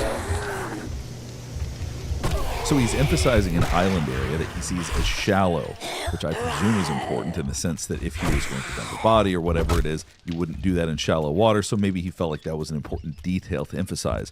But as he sits still, you're going to notice throughout this, oftentimes when he's talking about important details that are important to the case, he doesn't really move around as much. But when he talks about things that are important to him or important to his version of the case, he moves around a lot more. He uses his hands a lot more. We'll keep going for now. Can you troll? Copy, honestly. A little bit. Actually, copy's pretty good. Why don't I left 2 at home? I left 2 on mobile. Maybe I didn't leave the second one on mobile. So the 2 at home though, one was from when you left and one was some other time? One was when I left Berkeley, and the other one was when I was driving in Livermore, and the traffic was pretty bad. I knew I wouldn't be home by 4, so I gave her a call. Now, he was just talking about messages that he had left. Basically, he was talking about, from what I could hear, because I know this is hard to hear, the second message he had left. Now, if you watch his hands, he keeps his hands very low as he's talking about this. We associate low hands with low confidence as he's discussing what he said happened. And the other one was when I was driving in Livermore, and the traffic was pretty bad. I knew I wouldn't be home by 4, so I gave her a call. I'm kind of being jack of all trades here. I'm not really skilling into any specific branch. Now, the drink afterwards, this is always tough because people sometimes just get thirsty. Sometimes they just need something to drink. But you also have to keep in mind that there is a soothing element to drinking because it touches your lips. It helps you feel calmer. So sometimes after a lie, people tend to take a sip of water, take a sip from a drink. You can't build a whole lot off of that, but it's worth noting because sometimes it can fit a pattern. Agility then. We'll go ahead and stop with the police interview here. It looks like much of his body language is the same throughout. Very little movement and moving on details that seem more to benefit him than benefit the case. Now we're going to watch a few minutes of Diane Sawyer's interview with Scott Peterson. I've covered this before, but it's been a while, so I thought I would cover it again. Let's jump right in. I think everybody sitting at home wants the answer to the same question. Did you murder your wife? No. Now, this was interesting. I know we're just getting into this, but oftentimes we raise our eyebrows to bring attention to our face. But there's another reason we raise our eyebrows as well, because there is a small expression of shock. So when we're shocked, we open our mouths, we raise our eyebrows up. When she asked this question, there was a surge of shock that went through him. Watch this right here. The answer to the same question. Did you murder? Right there. Did you murder your wife? As soon as she said you, his eyebrows went up. So I think there was some shock in that question, maybe some fear that came along with that. Did you murder your wife? No. I did not. So as he's saying no, and he closes his eyes, we oftentimes close our eyes when we're answering somebody and we don't want to have to look at them. When we want to sort of block out the intensity of saying something to them, when we oftentimes associate this with deception or potentially lying. Let's keep going. And I had absolutely nothing to do with her disappearance, and used the word murder, and yeah. So that time he raised his eyebrows, it was a little bit different when he said, I had nothing to do with her disappearance. He really wants to emphasize that. That's what he wants you to hear out of what he's saying. Absolutely nothing to do with her disappearance. And see, there's the eyebrow raise. And used the word murder, and yeah. I mean, that is a possibility. It's not one we're ready to accept, and it creeps in my mind late at night and early in the morning. And during the day, all we can think about is the right resolution is to find her well. So this is another thing that seems to be a little bit interesting, and this is something I didn't talk about last time. He seems to be rambling a bit because I think he wants to answer the question right. So as he's saying this, and it feels like he needs to keep providing more details. Listen to this part right here. My mind late at night and early in the morning. And during the day, all we can think about is the right resolutions. You also notice the somewhat inappropriate expression. It seems like it's almost a smile as he's talking about this. Now, sometimes we have awkward smiles when we're talking about something that makes us uncomfortable, but when he's talking about the fact that he feels like or believes that his wife might be murdered, it's incongruent, as we might say. The facial expression doesn't really match with what he's talking about. A possibility. It's not one we're ready to accept, and it creeps in my mind late at night and early in the morning. And during the day, all we can think about is the right resolution is to find her. Was this the first time? Are there others out there? No. There's no one else who can come forward? No. I owe a tremendous apology to everyone. Had you told anyone? Did you tell police? Told the police immediately. When? That was the first night we were together. So the police, I spent with the police. You told them about... So listen to the way that he's speaking here. Watch the way that his eyes are moving, because as we're going to hear in a second, this is a verifiable lie. So once we can get a snapshot of what somebody looks like while they're lying, you can look for those patterns as we continue to go. Because by his own admission, what he is about to say is not true. Police. Told the police immediately. When? That was the first night. So he actually answered her question. He didn't deflect, but as you can see, he looked away, then closed his eyes. So when he does that, when he looks away, when he closes his eyes, that's something that we should continue to look for, because now we're getting a baseline of his verifiable lies. Together. So the police, I spent with the police. You told them about her? Yeah, from December 24th on. So he tends, once again, he tends to ramble. He tends to provide too much information. He tends to continue to talk when he probably should stop. And listen to this part right here. The police. You told them about her? Yeah, from December 24th on. That wasn't true, and Scott Peterson called us after the interview to set the record straight. He said he never told the police about his affair with Amber Fry, but claims he did tell his wife. Did your wife find out about it? I told my wife. So you'll notice his facial expression saying, I told my wife, is almost identical to when he said that he told police, which, as we just heard, was in fact a lie. Did your wife find out about it? I told my wife. See, look away, close his eyes, nod his head. Same thing.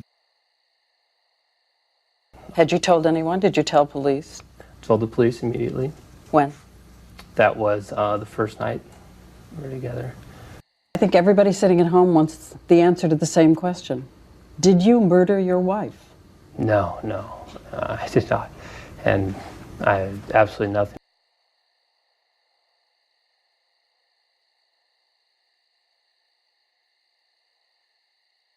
The first thing that Lacey did every morning was pull open the curtains. But this morning, they were never pulled open. Yeah, they were down when I returned. So you see his brow furrowed. Now he's really concentrating on this because he's trying to figure out how to reply to this question. So you're seeing something that has him contemplating more, thinking harder than the previous questions he's been asked, maybe because it's not something that he thought he would be asked.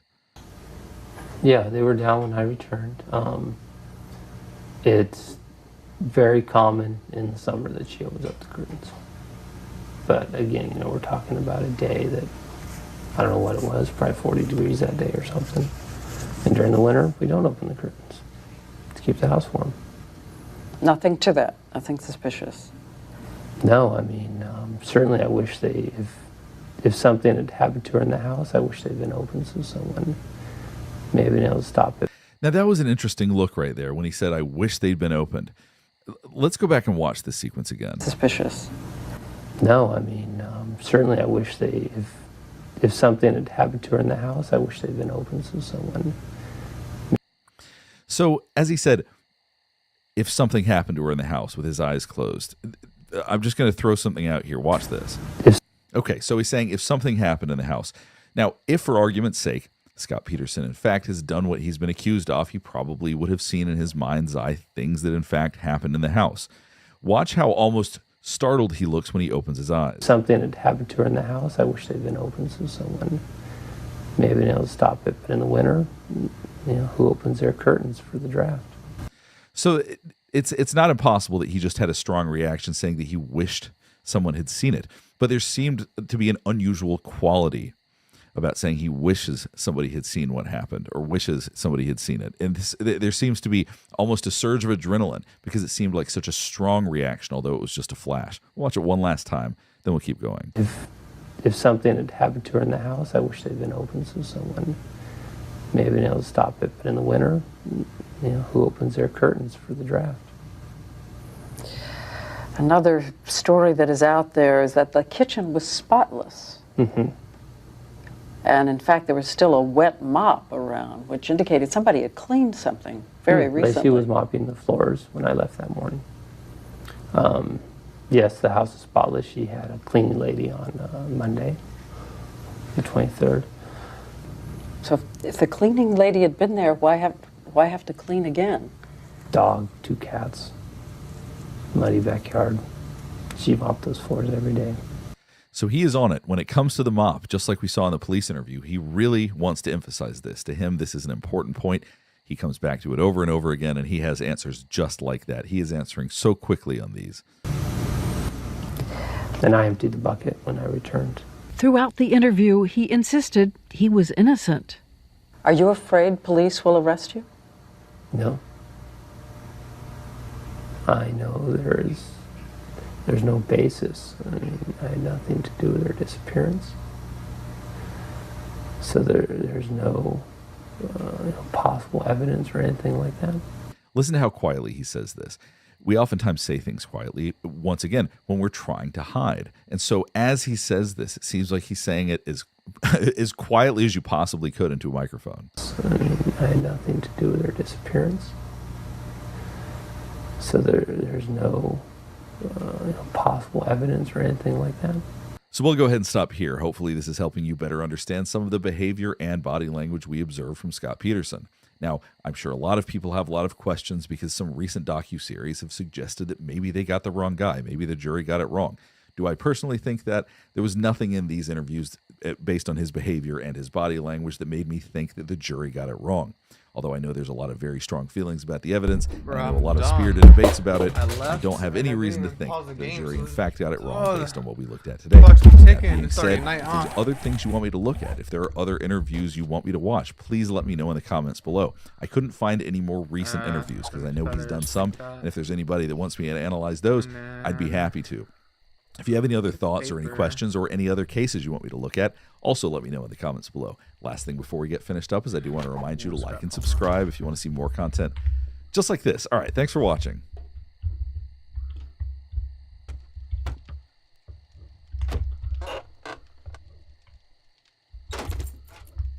Welcome back to another episode of Dreading, or if this is your first time here, welcome. Today we're going to be continuing our coverage on the case of Shanann, Bella, Celeste, and Nico Watts, and how the man entrusted with their protection led to their demise. This video is part 2 in our series, meaning that should this be your first time engaging with our content, you might miss key details we already discussed in our first video. I'll be leaving the video itself in the description box down below. That way you can go back and watch part 1. As this series continues, I will also be adding a playlist to the description. That way you can watch all the videos in order as they come out. On our last series, we received comments that we could have and should have condensed our coverage to 1 hour-long video. However, that has never been what this channel does. We do not make quick videos that gloss over.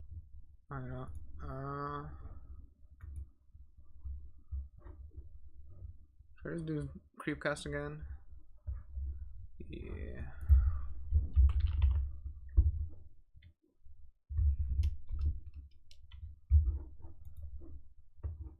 Completely unresponsive.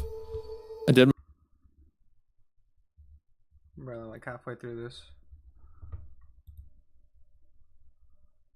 I'll go ahead and rename the stream then.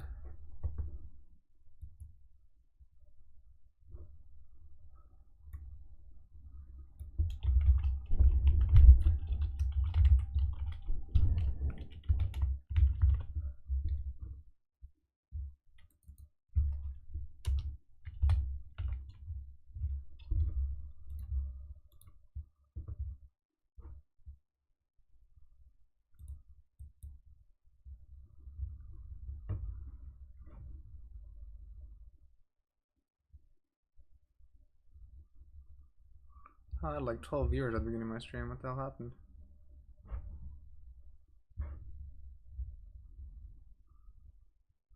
Anyhow.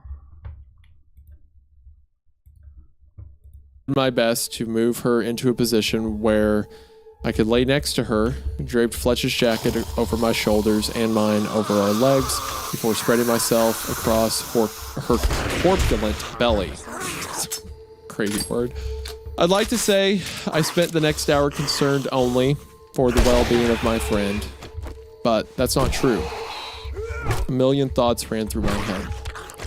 Yes, I did think about Carrie. I thought she already looked dead and hoped that at least some of her pale complexion was just the moonlight. I noticed how slow her breathing was. I could barely feel her cold gut moving at all. But I also thought about Rob and the rumor I repeated when I was in the 6th grade. The one about how he'd been found naked in the woods with a mentally handicapped girl. No. I thought about how everyone said he tricked her into sleeping with him. And even as my friend lay beneath me, for all I knew dying, there was a small part of me that was thankful we were so far away from home and nobody would hear about this. Shortly before 1:30 in the morning, we pulled up in front of the emergency room at Cooley-Dixon Hospital. Fletch got out of the car and ran for help. Carrie was unconscious when a pair of nurses or orderlies or whatever they were pulled her out of the car and put her on a stretcher. And they asked me, I couldn't remember the last time I checked to see if she was still breathing. It had been a few minutes, at least. They couldn't find a pulse. No! Fletch and I were forced to stay in the waiting room. We couldn't do anything else for her. Carrie was in their hands now. In a way, that was worse, at least for us. When we were in the car, we had a goal, something to focus on. We had to get Carrie to a hospital. Once we'd arrived, the adrenaline that had been coursing through our veins returned to whence it came and left us with nothing but doubts. Could we have done more? Had we been fast enough? She'll be fine. She'll be fine. Let's rock back and forth in his chair, repeating his little mantra as if he could will it to be so. She'll be fine. She'll be fine. She'll be fine. She'll be fine. It was over an hour before we were able to get an update.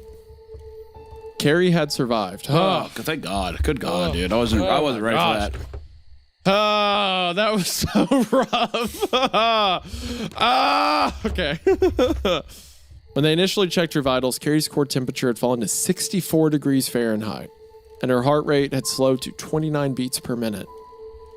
For a girl Carrie's age and size, you'd expect her resting heart rate to be in the neighborhood of 74 beats per minute. The emergency room doctor felt Carrie's hypothermia was too severe for external warming techniques and elected to irrigate Carrie's stomach and colon with warm saline solution. Every 15 minutes, the saline, by then cold, had to be pumped out and replaced with more warm saline. We had hoped we'd be able to see her, but at that point, they'd only managed to raise her body temperature about 4 degrees.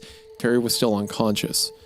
She also had 3rd or 4th degree frostbite on several of her fingers and toes and one of her ankles, but they wouldn't have to worry about that tonight. There's a saying about frostbite: frozen in January, amputated in July. The nurse, a young, homely woman, looked at us like we were criminals. I guess she blamed us for the state Carrie was in. Even now, I'm not sure she was wrong. Is there someone your friend would want us to contact? Her mom. Yeah. I'll do it. Payphone? Follow me. The nurse turned and led me back to the admittance desk. It's funny. As scared as I was that my friend's life was still in serious jeopardy, somehow I was also scared to be in trouble with her mom. By extension, mine. What can I say? I liked perspective, and the enormity of the situation hadn't fully sunk in. The nurse let me use one of the hospital phones. What? What do you want? Why are you calling my house at 3 fucking o'clock in the morning? Mrs. Peterson screamed into the phone. Carrie's been in an accident. What are you talking about? Carrie's asleep. She's... Hold on. Carrie! Carrie! I could hear Mrs. Peterson lumbering through her house and bellowing for her daughter. She certainly had her faults, but lacking affection for her daughter wasn't one of them. I'd often suspected that Mrs. Peterson had been one of those sad sacks who had known their marriage wasn't going to last and insisted on having a kid anyway. Bitch? Not to save the man, but just to have one person in the world that loved them unconditionally. What happened? Where is she? That is such a depressing paragraph. I know, dude. Oh, God. This is I'm getting beat. I'm having I said I had Baraska flashbacks earlier. I'm having them right now because I'm getting sad. Because I'm getting all I told her was that her daughter had fallen through some ice. Nothing else. Emphasized at every turn that she was alive and being cared for, which was true, but I also promised that she'd be fine. It was a promise I had no business making. I just couldn't stomach hearing the hurt in her voice. I would have said anything to make Mrs. Peterson feel better. I handed the phone back to the homely nurse so that she could give Mrs. Peterson directions to the hospital. 2.5 hours later, Ecto 1's tires screeched to stop in the parking lot. My daughter, where is she? I could hear her even before she was through the doors. If the kids at school thought Carrie was frightening to behold, it was only because they'd never seen her mother upset. Mrs. Peterson ran up to the admittance desk wearing her jacket over her bathrobe, the sweatpants she slept in peeking out over her snow boots. Her face was red and puffy from crying, and her hair looked not just uncombed, but as if someone had tied it in knots and then dipped it in grease. By comparison, the homely nurse looked like Helen of Troy. She's my daughter. You have to let me see her. Mrs. Peterson said, pounding the desk in front of her. Being a mother was the reason Mrs. Peterson got out of bed in the morning. It was the reason she worked a thankless, poorly paying job. And it was the reason she wasn't about to let anyone keep her from being there for her daughter. Fletch and I jogged the short distance down the hall from the waiting room. The hospital staff was looking nervously at Mrs. Peterson's red face and bulging veins. A pair of nurses moved in close behind the homely nurse to support her. You can't see her until she's been stabilized, the nurse said, her voice quivering. Mrs. Peterson let out an inarticulate scream that shook her whole body. It was a desperate noise that sounded like a wounded animal. The homely nurse flinched. Fletch took an involuntary step back, and one of the other nurses peeled off from the pack and ran down the hall, probably to get security. She needn't have bothered. After her scream, Mrs. Peterson collapsed to the floor in tears. I laid my hand on her shoulder and gave her a gentle shake. Mrs. Peterson looked up and saw that it was me. I thought for a moment I'd received the same treatment as the nurses. Instead, she pulled me down on top of her and hugged me, clinging to me like I was life itself. Mrs. Peterson buried her face in my shoulder and cried. I wish she had yelled at me, and not just because my face was pressed into her hair, which smelled of sweet, deli meats, and feta cheese. I'd nearly gotten her daughter killed. I didn't deserve to be embraced like a member of the family. And something about the way Mrs. Peterson so desperately held me reminded me of the trip her daughter and I had taken to Greenfield. I'd been reckless with Carrie in so many ways. I really like that last line.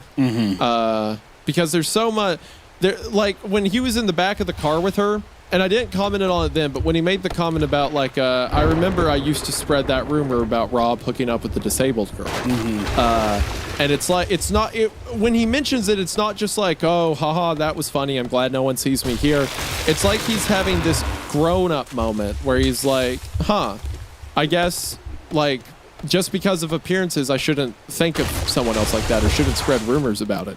And now the things he normally would care about, like her hair's greasy or she smells bad, it doesn't matter because, you know, what he really feels is unworthiness that a mother would give him this kind of grief. And now he relates that back and says, I've been reckless with Carrie in so many ways. Which, yeah, it's like he's growing up. Yeah, I mean, it's definitely a character. And, you know, I think death or near death will do that to a character. And I think in this way, I think he's getting a real point where I think that story is something that's face value. It's like you don't really know what people are going through in that moment. It's like spreading these false rumors and stuff, and like the things that people could make out of this situation. That's a horrible situation. Who knows?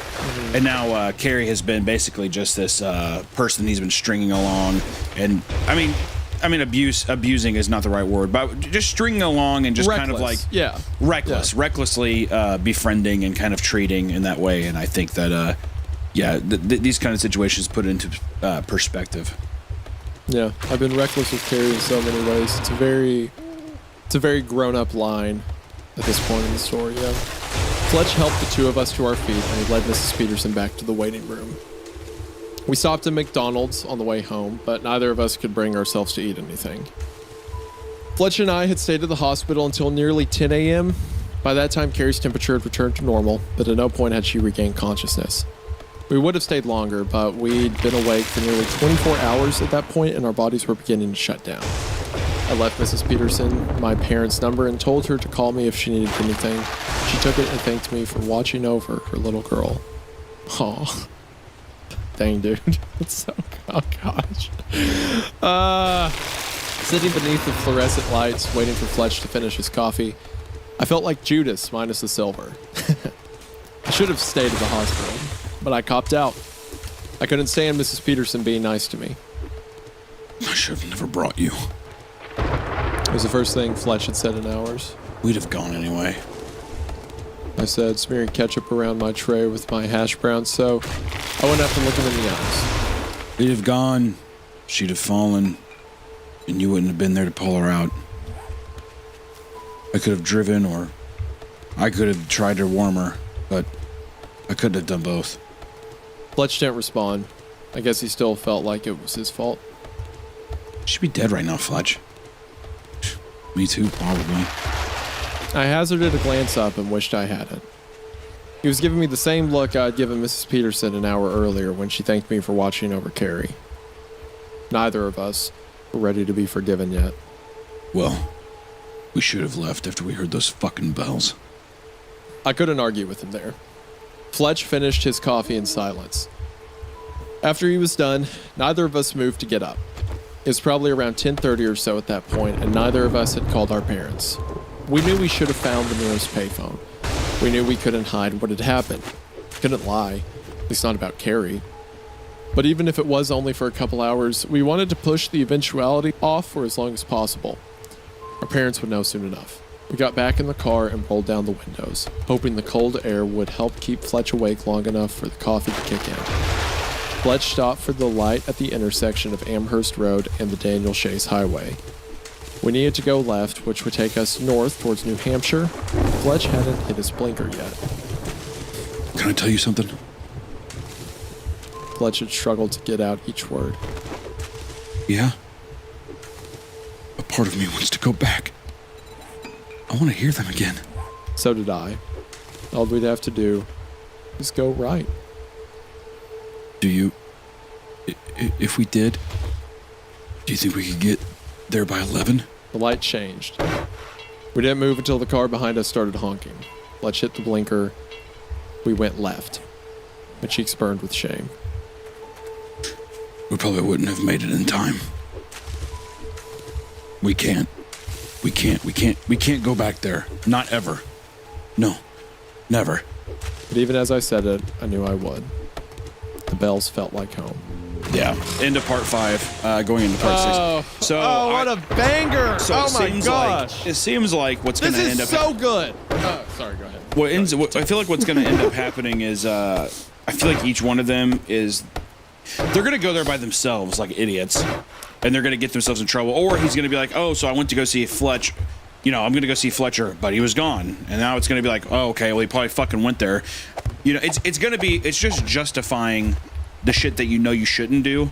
Well, he's gone, so I feel like we should probably go try to look for him. But in there, you know, it's going to be... I feel like it's going to be... Somebody's going to go there alone and they're going to try to go looking for him. Yeah, I think they're going to go back at some point. Man, it's so good to have all of that intensity around Carrie and all of that, like, trauma that happened, and then them being like, we could hear the bells again. Like, that's how enticing they are. That's the grip they have over this group of guys. The only positive thing that came out of Carrie almost dying is that maybe she'll be incapacitated to not go. Yeah, I don't think Carrie will go back. I think that Fletch and our author will. For sure. Potentially, I think what may happen is he tells Alina, and she wants to go. And she's going to go. Yeah. Yeah. Yeah. Some kind of closure or something like that. You know what I mean?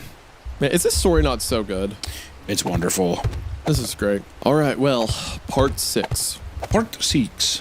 My parents woke up on the morning of December 28th, 1999 to a quiet house. Nothing unusual about that. They were typically the first ones up. My mother made coffee and my father turned on CNN and got on the treadmill.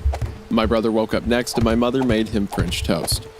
She made some for me as well, figuring I could reheat it whenever I came down. It was a couple of hours before my absence was felt. No big deal. They figured it was vacation. They might as well let me sleep in. Then around 11 o'clock, they got a call from Mr. Fletcher. He was in a bad mood. Did Nathan stay over at your house last night? I don't think so. Well, if he did, wake his ass up and tell him he's in trouble. My mom covered the receiver with her hand and hollered for my dad to go wake me up. That's when they found out I was missing. Fletch and I showed up in the driveway 2 hours later. I'd say my parents were more annoyed than angry. My parents weren't strict disciplinarians.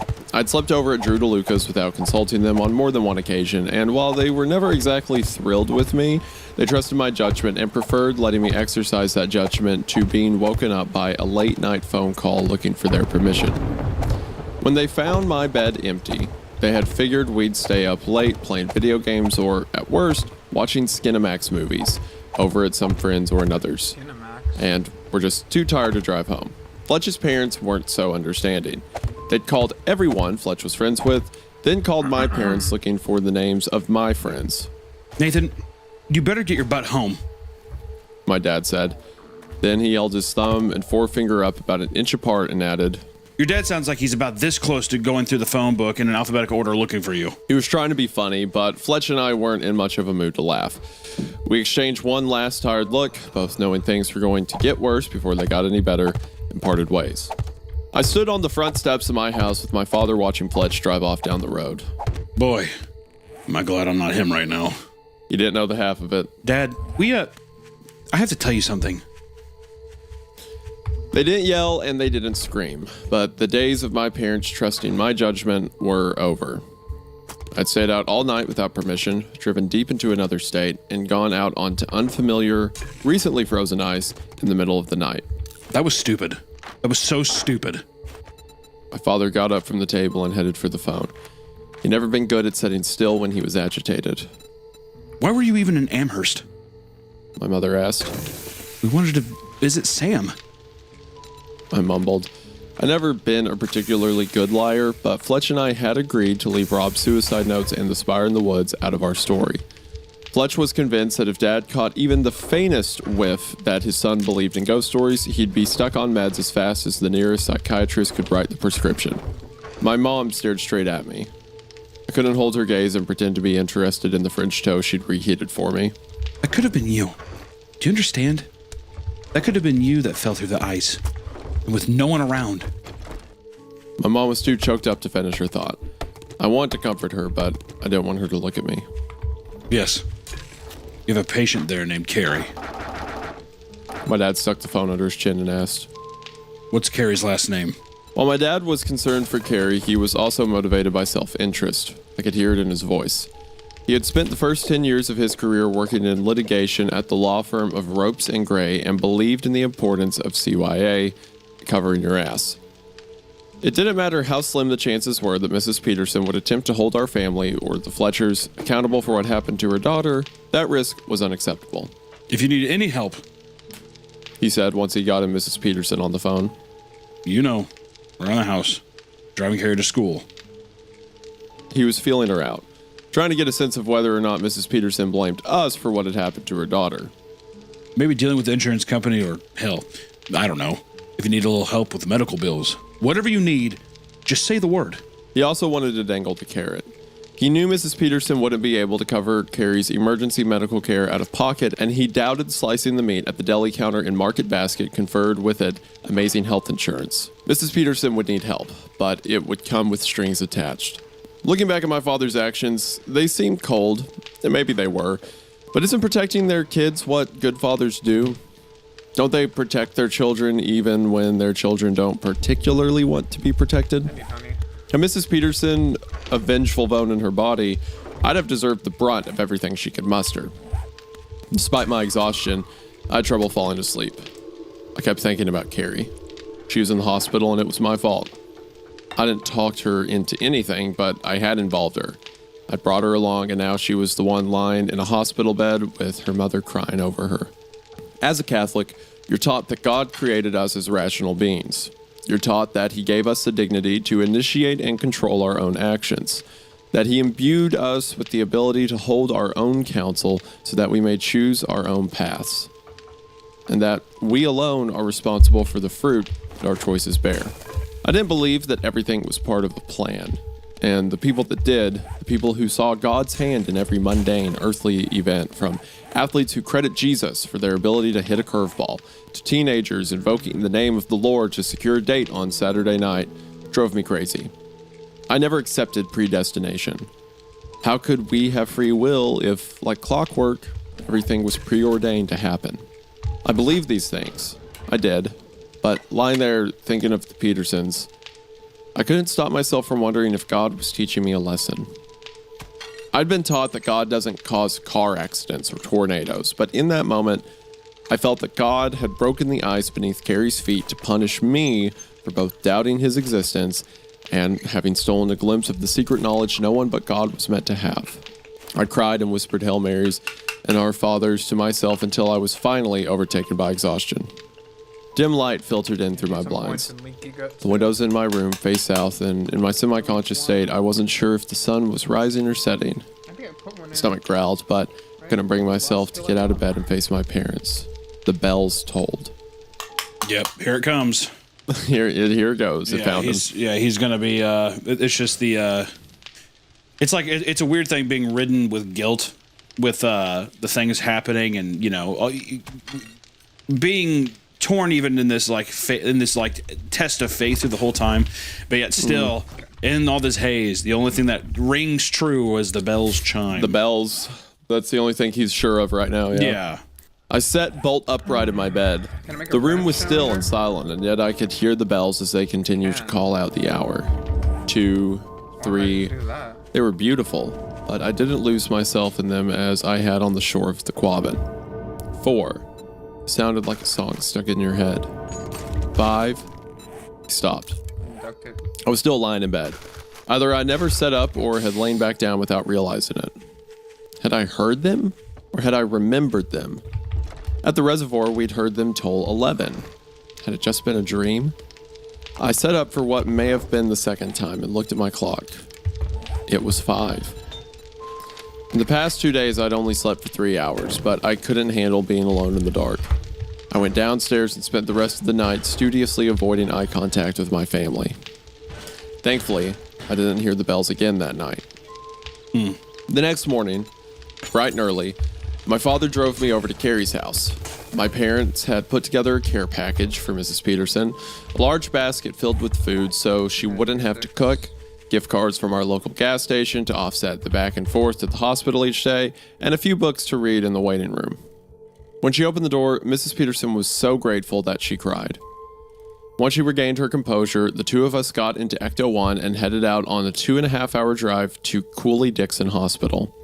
My dad had volunteered me to go and keep Mrs. Peterson company. He may have had an ulterior motive, but this was something I wanted to do, something I had to do. The drive was awkward. Under the best of circumstances, as a teenager, spending time alone with one of your friend's parents was always a little uncomfortable, and these were far from the best of circumstances. As I learned on the drive, Carrie was in a coma. My God. Although Mrs. Peterson got virtually none of the medical terms correct, her only... I love that. Come on, dude. Give her a break. I love that guy. That little pop shot he threw in there. Better take this. Yeah, even though she basically got it all fucking wrong. Every single description he gives of Mrs. Peterson, he's like, her hair smelled like feta cheese, and she was so oily and nasty. It's like, anyway, woman. then she cried over her daughter who's in a coma due she's to my sleeping action. or something. Couldn't get any of the words right. Probably can't even pay for this. Like, Thank God my dad gave her a gas card. Yeah, if it wasn't for that Shell Station visa, she probably may not even know where her daughter's at. They could move her. She'd never know. Probably can't afford a phone bill either. It's like, gosh, kid. Yeah, goddamn, dude. Jeez. Her only real exposure to medicine came from having watched a lot of ER. Okay. I managed to get the gist of what she was saying. As Carrie's heart rate slowed, so had her breathing. Her blood had failed to supply her brain with the oxygen it needed to run, and it was this lack of oxygen that probably contributed more to Carrie's blue coloration than her body temperature. The doctors had given Mrs. Peterson only one tiny piece of good news. Because hypothermia lowers the body's metabolism, it reduced the likelihood that the oxygen deprivation had damaged Carrie's brain. That was it. That was what we were pinning all our hopes on. That the cold which nearly killed her had also slowed her brain down enough that it hadn't noticed it was suffocating. When we arrived at the hospital, Carrie's mom led me to her new room. I could tell from the looks the staff was giving her along the way that Mrs. Peterson was not their favorite person. Maybe she'd been a pain in the ass the day before, but I didn't feel like that was it. Not exactly. The nurses were giving Mrs. Peterson the same looks the kids at school gave her daughter. In movies and television, people frequently comment on how peaceful coma patients appear. They say, it's like they're asleep, they look like an angel, or it reminds me of when they were a baby and I used to hold them. I don't know if that was Mrs. Peterson's impression, but it certainly wasn't mine. Ordinarily, Carrie wore a lot of concealer to cover up her acne. At some point between plunging beneath the ice and having saline pumped in and out of her stomach, most of it had disappeared. She had a tube running into her nose, although I'm not sure why. Heart rate monitor on her finger and an IV in her arm. And that was to say nothing of the frostbite. Along with the big toe on her right foot and most of her left foot below the ankle, which we couldn't see beneath the blanket, ice crystals had formed in 2 fingers on her left hand and the thumb on the right. The blood trapped in her fingers swelled them almost to the same thickness as her wrists. They were red and raw. It was difficult not to stare at them. Mrs. Peterson believed that even in a coma, Carrie could hear us and proceeded to relive seemingly every moment of her daughter's life. Mrs. Peterson was not a gifted storyteller. God. Every time, dude. It's like, bro, at some point you got to be like, you know what? My bad. Like, it's like, no, maybe this woman doesn't have any problems. Maybe me, who got her daughter thrown into a river. Maybe I'm the problem. In her mind, nothing was too trivial. From the time she caught Carrie washing the dishes with cold water, which is apparently something you shouldn't do, to the time they went to Applebee's for her birthday and both forgot to tell the server, then wondered why they didn't get any cake. But what her stories lacked in content, Mrs. Peterson made up for in sentiment. She couldn't touch Carrie's hands, so she held her daughter's upper arm as she spoke. I'm sorry, I'm not home more. I'd like to be. I would. I know how hard school's been for you. Maybe it'd been easier if I was home more. I don't know. But you've done so good, baby. And college is right there. This is so, like, because, you know, the links our author's gone to point out that they're not doing great, the Peterson family. Mm-hmm. But in spite of that, there's like, I don't know, it's just like the sweet moments that her mom remembers is like going to Applebee's. Yeah. Yeah, this is, okay. I'm so happy right now. I'm so happy and not depressed. If Carrie was able to hear her mother, it wasn't outwardly apparent. Her face didn't twitch, her eyelids didn't flutter, even her pulse on the heart rate monitor held steady. Remember in middle school? You never thought... As Mrs. Peterson began to break down, she grabbed my wrist and pulled me to her daughter's bedside, forcing my hands to replace her on Carrie's arm. You never thought you'd get a boy to like you? But look who's here. Oh, fuck. Brutal. Brutal. But this story is cruel to show people. I know. I feel so bad. I feel so bad for Scary Gary. Mom, you don't even know the half of it. She 100% told her mom, like, oh, well, this boy, dude. he's my boyfriend. He likes me. 100%. 100%. What if I beat myself to death with a bat? I don't think that's going to help. Would that get me out of the rest of this recording? It might. We'll find out. It could, but there's a potential. There's a potential. There's potential. You would probably find a way to make me keep going. Oh. My cheeks burned. I didn't know if Carrie had told her mother we were dating or if Mrs. Peterson had just gotten the wrong idea about us, but either way, I couldn't correct her. Not there. Wow, what an altruist you are. I know. What a man. Hero. Yeah. I had had enough trouble rejecting Carrie when we were alone in Greenfield. The thought of rejecting her again, this time in front of her mother, and stealing from Mrs. Peterson whatever sense of pride she derived from her daughter having a romantic life was more than I could bear. There's a special place in hell for people who humiliate children in front of their parents. I was very aware of my hands resting on her arms. She was so much warmer than the last time I touched her. I've never been quick on my feet. I had no idea what to say, especially with Mrs. Peterson thinking I was Carrie's, boyfriend? I took a page out of Mrs. Peterson's playbook and stood over my unconscious friend and recounted meeting her on the hike and a few anecdotes from class. I tried to muster up something more sentimental, but it wasn't until I pretended it was Alina laying there in front of me that any words came. Brutal. I can't stop thinking about you. I wish we could talk. I'd do anything to make you better.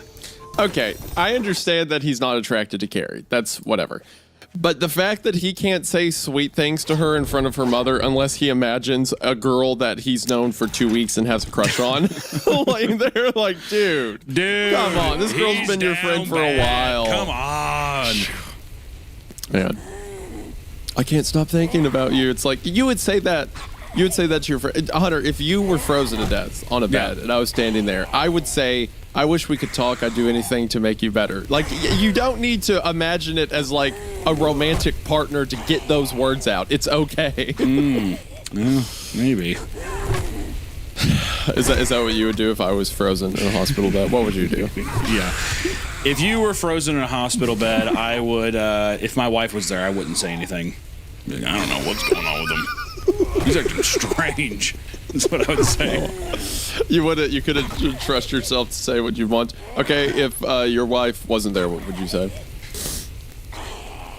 Isaiah. Feel better, man. Wow. That was from the heart. That was deep. Hey, Isaiah, seriously, bro. Feel better, man. Hey, look. You know what? Between me and you, I hope you don't die. Well, thank you. yeah, that's all you can say. Wow. I just hope you don't die. I'm not happy this happened to you. Okay, not to become on too strong or anything, but I want you to be normal again. I would really appreciate if you could get normal soon. Yes, thank you. Bye. Okay, that's enough. Let's get out. Let's go to Applebee's. Lost in the little scene I'd created for myself, I leaned down and kissed Carrie's waxy forehead. God. Mrs. Why do you have waxy forehead? That's rough. Mrs. Peterson put her arms around me and squeezed. I looked at the tears in her eyes and wondered if I'd done her a kindness by playing along. The lie seemed harmless enough. Carrie probably just wanted to save face with her mom. Maybe make her proud. Let her think her child was happy for a change, but eventually the truth would come out. I wasn't attracted to Carrie. It'd be nice if I was, but I wasn't. You ain't got to say it right now. She's in the hospital. I also resented being blindsided. If Carrie had asked my permission, had said, look, this is embarrassing, especially after Greenville, but I need your help making my mom happy. Is it okay if I tell her you're my boyfriend? I might have said yes, but she hadn't. The whole charade made me feel gross. Oh, you mean almost like how you immediately assumed you and Alina were in a relationship because you misused the time that she gave you to kiss her, and now you think... Cut him some slack. But I feel like, okay, I was 16 too, and I was also like, you know, raging with emotions and all that. But at the same time, I feel like if my friend who was a girl was in a hospital bed, I wouldn't be like, disgusting. I can't pretend to like this cow. What, like, it's too much. He's too evil. Alina, oh, look who we're back talking about Alina now. I'm starting to resent Alina because of his not resent. I love how you are becoming a student of the school who's hating Alina for literally no reason. I am literally Fletch right now, yeah. Alina's family returned from Shawnee the following morning. I would have liked to have been outside their house waiting for her when they arrived, but I was still a month away from getting my driver's license and my parents weren't exactly in the mood to help advance my social life. I left a message on the Aminev's machine in the morning around 10. I called again at noon and 1, but hung up both times before the machine began recording. It was the strange poker game you play when you're in love for the first time. You feel like you'll die if you don't speak to the object of your affection as soon as possible, but you know how crazy you'd seem if you filled up their answering machine with increasingly redundant messages. I think you actually, the more this is going on, the more you called it about him becoming Rob. Like, this is absolutely what I feel like Rob was like. Maybe. The trap went off. We don't know if there's a bear in it yet. No, that could be a cow.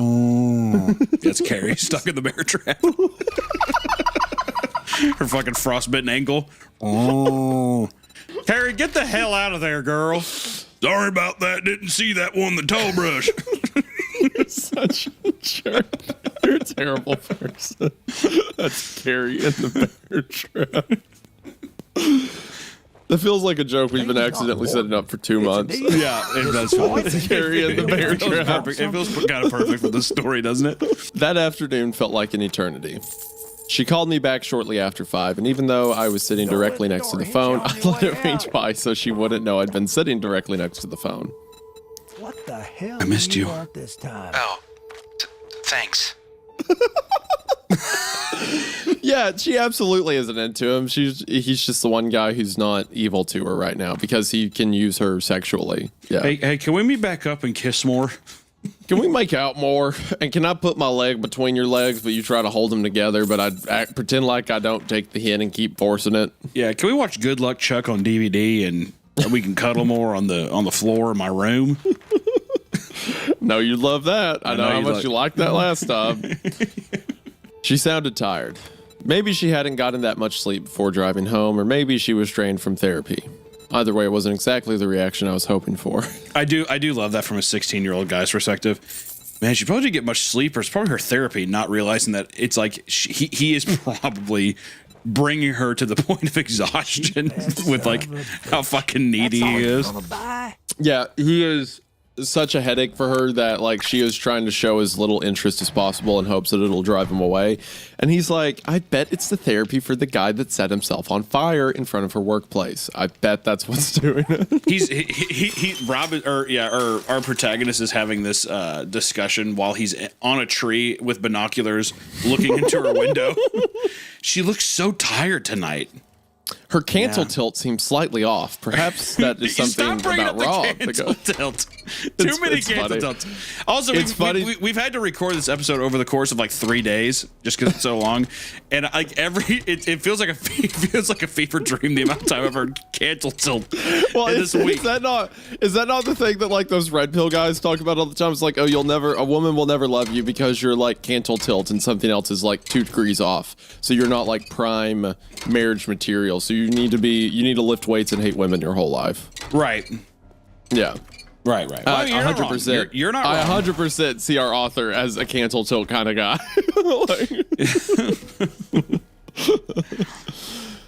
I wasn't sure what I wanted to tell her about my trip to the Quabbin, or rather, I wasn't sure how to tell her. The whole idea of going was to alleviate her guilt. Having heard the bells, I knew that the story was at least partially true. There was more to the spire in the woods and the side effects of an antidepressant. But I also knew that Alina wouldn't take the news of Carrie very well. For that matter, I wasn't taking it all that great either. How was Maine? Too short. I'm trying to convince my parents to drive us back up. If not tonight, then tomorrow. But my dad's sick of driving. I wanted to tell her everything, but it had to be face to face. If she took it hard, I couldn't comfort her from halfway across town. Not properly.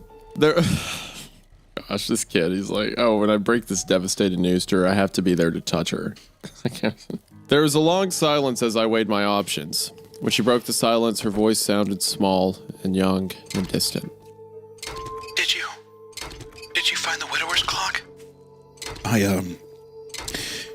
You think you can come over tonight after my parents go to sleep? Come, kitten. Come, kitten. Purr on my lap tonight, and I'll tell you the tales of the widower's clock. Do you think you could also wear that plaid skirt I like and stockings? Hey, and, do you think you can wear also, those if you could see-through wear a panties I crop got top. you? You could wear a raincoat so no one looks at you weird on the way over, but I don't want it on when you're in the house. You take it off. There's another silence, though not as long as the last one. Why?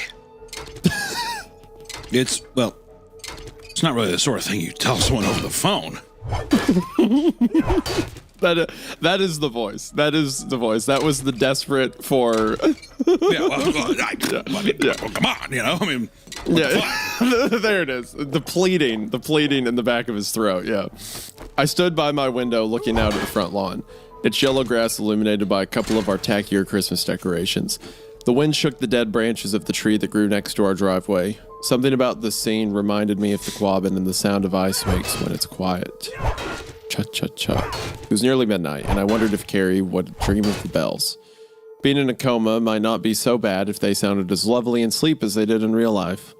There have been times in my past when I've been lonely, considered the virtue of trading the world for a lifetime of dreams. Today, I'd make that trade in a heartbeat if it meant never hearing the bells again. Headlights flashed into my window, interrupting my thoughts. As Alina pulled her little Beetle into my driveway, I crept downstairs to meet her. Despite everything that had happened in the last couple of days, I couldn't help but feel excited. She was shivering when I opened the door and didn't appear to have showered that day, but she looked so beautiful, framed as she was by the Christmas lights surrounding our door, with the porch light behind her head casting a glow around her. It was like she was separated from everything dark and dead outside. I hugged her. She hadn't worn a jacket, just the sweat she probably slept in during the winter. She stood stiffly as I rubbed her back and arms in an effort to warm her up. I figured she was nervous about what I'd tell her, but was still disappointed she hadn't greeted me more enthusiastically. This guy's insufferable. He's becoming my red pill hero, honestly. He is. He's getting more and more like, why is she not into me? What's her problem? Like, what's kind of weird is I'm almost picturing she goes up, she's like cold, shivering, knocks on the door, and opening up, and it's just David King standing right in the doorway. And he's like, hello, sweet kitten. It's been some time since I've seen you, isn't it? Come here and warm yourself in my big, strong arms. They're still on the porch. It's still snowing. She's freezing. Yeah, she's like, can I come in? Soon enough, my sweet little princess. But first, your hand. He gets down on a knee and kisses it. He's like, you are my princess. I see you haven't used the vanilla scented shampoo today. We'll have to fix that. Yeah, don't worry. I got you cosmic brownie body soap. Very excited. That's funny. I led her into the kitchen and set about making us a couple of mugs of instant hot chocolate. Alina leaned against the island behind me, but that didn't last for very long. Before I'd even gotten the mugs into the microwave, she was pacing and chewing nervously at her lower lip. So what happened? I handed her a mug. Do you want to sit? No, I sat enough today. I brought her into the den, which was further away from my parents' bedroom. The embers in my father's wood stove still glowed brightly, and I added a couple of small pieces of kindling. Please tell me what you found. I told her everything. How cold it was, what carrying Fletch had been like, what the smell of the smoke reminded me of. I told her about the sound the ice made, and I told her about the bells. They were heavenly, but it wasn't just the sound. They fed something inside me. You know that part of you, that voice in your head that kind of experiences what's happening and sees through your eyes? She was looking at me as I spoke, and I could almost see the part of her I was talking about behind her eyes. Like the soul or whatever. It was like the bells enveloped it and gave it everything it ever wanted. Everything it was missing. For me, it was you. Now that is a classic 16-year-old guy move, to have this whole grand experience and then tie it back to her at the end, like, well, you're all I want. Like, you're dinner time, and I want to thank you for giving me the best day of the most like Nicholas Sparks. Oh my God! setup ever. Yeah, exactly. Eat, pray, love. What I missed was you. What my soul misses is you. Everything my soul was missing was every bit of you. Let me ask. I want a kiss now. Kiss me. So, other than Alina, because he's horny, didn't our author get everything he wanted? Because his whole idea was, I want to go to the bells to get some proof of the supernatural so that I can like believe in the afterlife, believe in God again. Let me tell you something, Isaiah. I'm going to tell you something. Maybe you haven't grown up enough to realize this yet, but the goalpost always changes. Let me tell you something. The goalpost always changes when pussy's involved. All right? It does. You're right. All right. So you're sitting there. I bet you anything if Alina's just like, yeah, I love the devil, fuck God. I'm a betting man. I'm a betting man. And I bet our dear old protagonist would just be like, yeah, I fucking hate God too. I think he's kind of gay. Here, can I touch your boob? It would go in that direction, I think. What you just said is like the stereotypical Sunday school lesson I had throughout my preteen years of like, guys, one day you're going to run into a woman and she's going to hate God. She's going to want you to hate God. And whatever she said. Extremely based Sunday school teacher. And what's really funny is that thinking about all this in hindsight, you were the exact kind of person that VeggieTales warned me about. Yeah. The tomato's just like, watch out for this guy. Yeah, it's your picture. It's like VeggieTales and you're on a wanted poster behind them. The cucumber's just like, I don't know I don't think I like this guy very much, right, guys? And then points over to the wanted poster, and it's just my face, like. He's gonna be into heavy metal music. He's gonna talk about drugs and sex. That doesn't make any sense. In the Bible, Jesus got some pussy in the Bible, didn't he? No. Did he not? Jesus had to have gotten fucking laid some pipe, dude. This is insane. Didn't he? No, he did not. It's not in there anywhere. All right, so it wasn't on the books, but he fucking laid some pipe. No, he was celibate. That's a big deal within Christian belief and stuff like that. All right. He was celibate his whole life. He was the last of the prophets. He was never married. He was a carpenter, and all the ladies called him the Hammer. Okay, we gotta cover this. This is insane. You are what? If they haven't made an episode about you yet, they're about to. God's building a church. He's gonna march like a mighty. All right. I can't entertain this. I can't. Yes, you and Alina here. You and Alina here are the same. Are cut from the same cloth of the kind of people that my mom warned me about growing up. Very scary. But you are right. But no, at the same time, like his whole thing was, I want to know that the supernatural exists in some capacity. Now he has evidence of that, but he doesn't really seem to be internalizing that. No. Even though that's a huge deal to like see proof of like the paranormal, you know? Yeah. Well, to be fair, to play devil's advocate here, I don't think he really cared about anything as much until these feelings arised. And I think in his pursuit of his faith, whatever, the thing that was still stronger in the back of his mind was her. So I think, like, albeit that was his initial goal, I think that it had evolved by this point. Yeah. I don't know. I feel maybe I'm just superimposing, but if I like saw proof of ghost, I feel like that would be a bigger deal to me, you know? Anyway, but getting laid and he likes this girl, this Russian chick, and blah, blah, blah, yeah.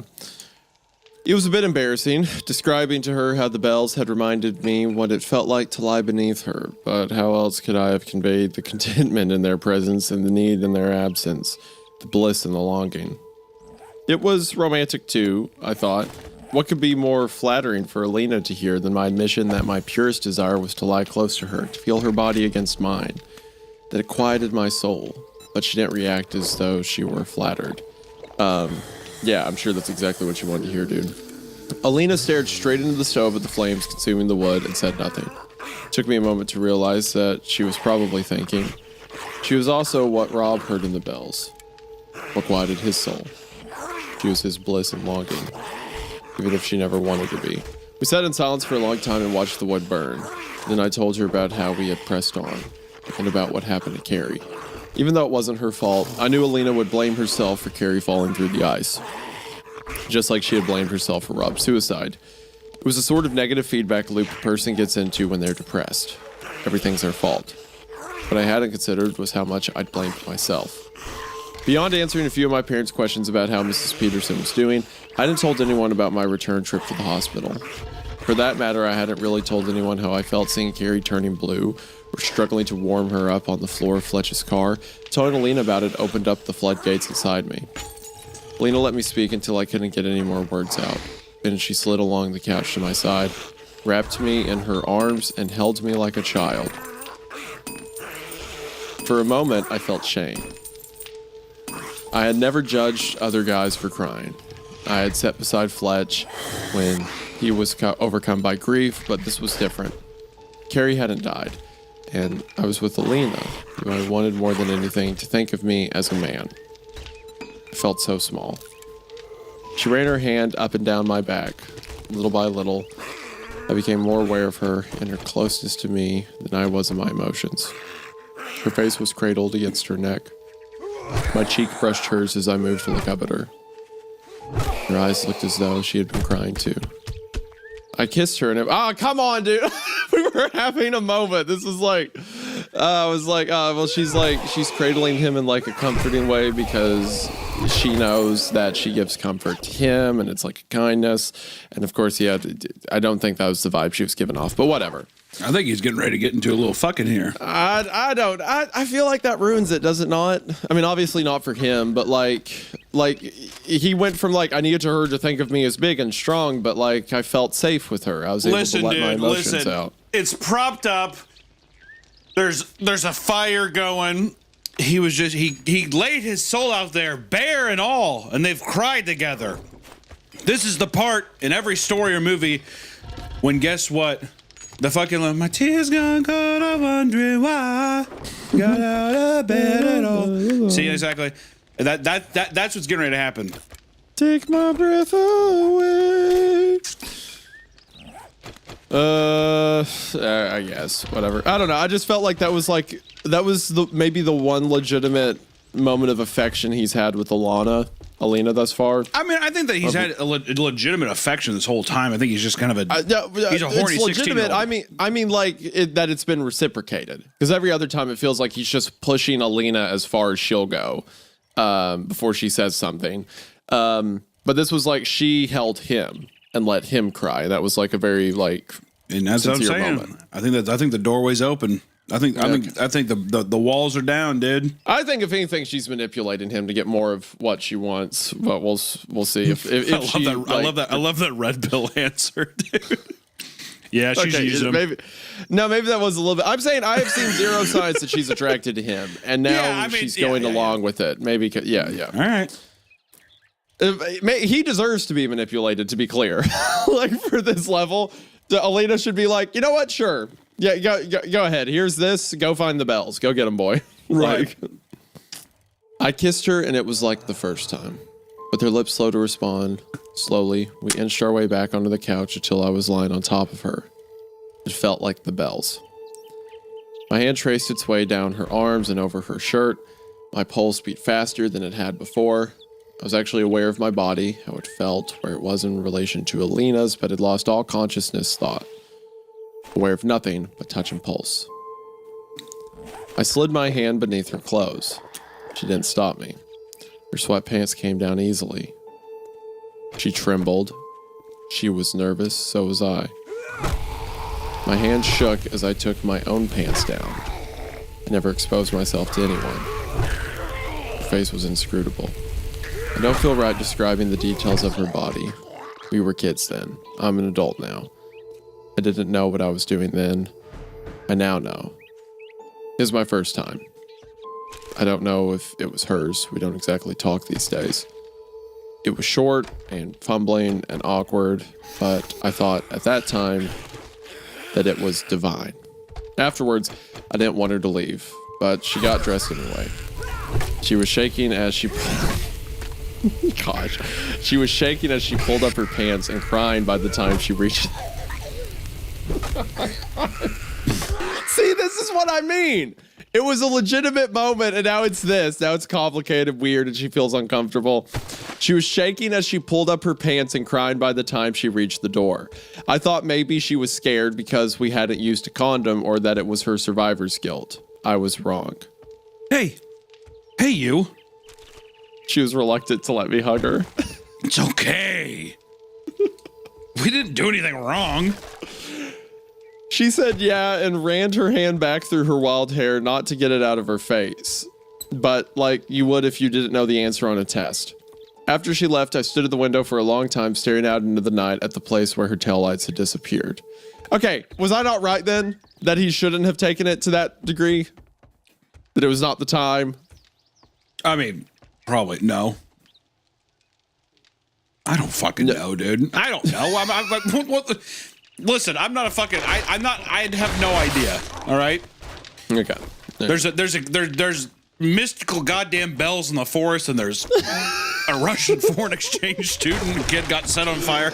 I don't know what the fuck's going on anymore. You were all about him going for it a second ago. To be clear. No, listen. I didn't say I was going for it. I'm just saying this is the part which bear where trap that again. happens. Bear trap again. I was like, no, this it's is not bear the trap. No, it was stopping. It was starting up the romantic scene, and you're like, oh, I think this will be romantic. Like that's not a bear trap. I said this is the part in the story or movie when the getting's good is what I said. That I didn't say I didn't want it to happen. I'm just saying that's all the signs were there. Well, you did. You are right that you didn't say you wanted it to happen. So I'll let that one lie. I didn't sleep easily that night. I felt like I should have been more excited than I was. A lifetime of coming-of-age movies and pop culture had led me to believe I'd feel somehow different about myself in the world, but I didn't. The view from my bed looked exactly as it had the night before. Carrie was still in the hospital, far from restoring Alina to her former self. Consummating our relationship had left her as unhappy as ever. I tried to imagine a future with Alina, one where I made her as happy as she made me. Why'd you laugh there? Because he's just insufferable at this point. He's just insufferable. He's insufferable. Like he's talking about the girl who likes him, who's been his friend for years, who he put in the hospital. In the same breath, he talks about how he's trying to do the best for Alina by pushing her to the furthest possible place that she will allow him to push her every time. I need bad things to happen to him. Got out of bed alone. Morning glow rains up my window, and I can see it all. And even if I could, it all be got your picture on my wall, and it reminds me that it's not so bad. It's not so bad, and yeah, I'm telling you. I gotta Dear Slim, I wrote you, but you still ain't calling. I left my pager mode. I gotta put that shit on my Spotify, dude. I haven't listened to that shit in a long time. Want to thank you. Do you know that? Do you know the Top Gun song during that romantic scene? Take My Breath Away. It's like the all-time best like hookup track in a movie ever. Oh yeah, is it like super 80s and synthy or something, or like? Oh yes, of course. Yeah, it's great. Take my breath away. It's so good. The entire soundtrack's good. Anyway, God, that's this movie. Yes. You like Dido? I love Dido. That song's called "Thank You" by Dido. She also has that song "White Flag." You know that song? I don't think I know that one. If you heard it, you'd know. White Flag. It goes like, and I will go down with this ship, and I will put my hands up in surrender. There will be no white flag above my door. You also gotta remember that you've got like 20 years on me. So, like, my first exposure to Dido was when I went back to listen to Stan. So, and like the feature there, that was like the first time I ever heard Dido. So, I'm a child. You have to remember that. I'm a child. Well, that's why I have to. That's why I have to remember that you're so close to these high schoolers' ages that I have to like really keep in mind your perspective for this time. Where's this going? Well, you're younger. You're gonna be like, I remember. I barely remember my fucking high school experience. This character was in high school in 1999, right? I was born in 1999.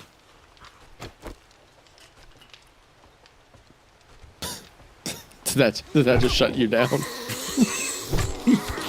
You know what, dude? We don't have to fucking talk about our ages on this stupid ass podcast,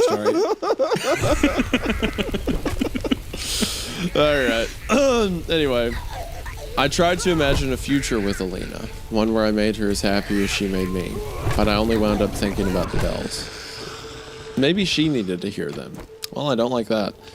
I fell asleep shortly before 3 in the morning, which, unbeknownst to me, was almost exactly when Carrie woke up screaming. I'd love to tell you what Carrie's first words were. Unfortunately, I can't. When her heart had slowed down, an area of her brain located beneath her left temple hadn't received enough oxygen. Essentially, she'd had a stroke, which left her with a condition called expressive aphasia. She could make sounds, that was no problem, and with effort she could say words, but she couldn't form sentences. Oh my God. Whew, man. That's... I'm happy she survived, but fuck's sakes, in this that state, is good rough. Lord. Permanently maiming a girl who was your friend, who cared about you. Yeah, she's just talking to you Planet of the Apes style. Of course, Mrs. Peterson and I didn't know when she picked me up the morning of New Year's Eve. All we knew was that Carrie was awake. Mrs. Peterson shook with laughter as we drove down 495. She was going so fast I thought Ecto 1 was going to disintegrate, like one of those experimental jet planes you see in old stock footage. Carrie's mom, beaming with pride, clapped her hand down on my knee and said, "Boy, I will tell you, you got yourself one tough girl." Bro. What? This is so sad. Yeah, I know. Well, I hate that. I hate that he just hasn't, like, at least at this point, I would just be like, oh, we're not dating, we're just friends. I don't think that's rude to say, is it? That's not rude. Oh no, we're not dating. She's just a really good friend of mine. I would let Carrie say it. I would let Carrie say it. God, but they don't know that Carrie. You're such a spineless cow. No, because Carrie. Well, yeah. Hey, Carrie, tell your mom we're not dating. She's like, They don't know about that yet. They don't know about that till they got there.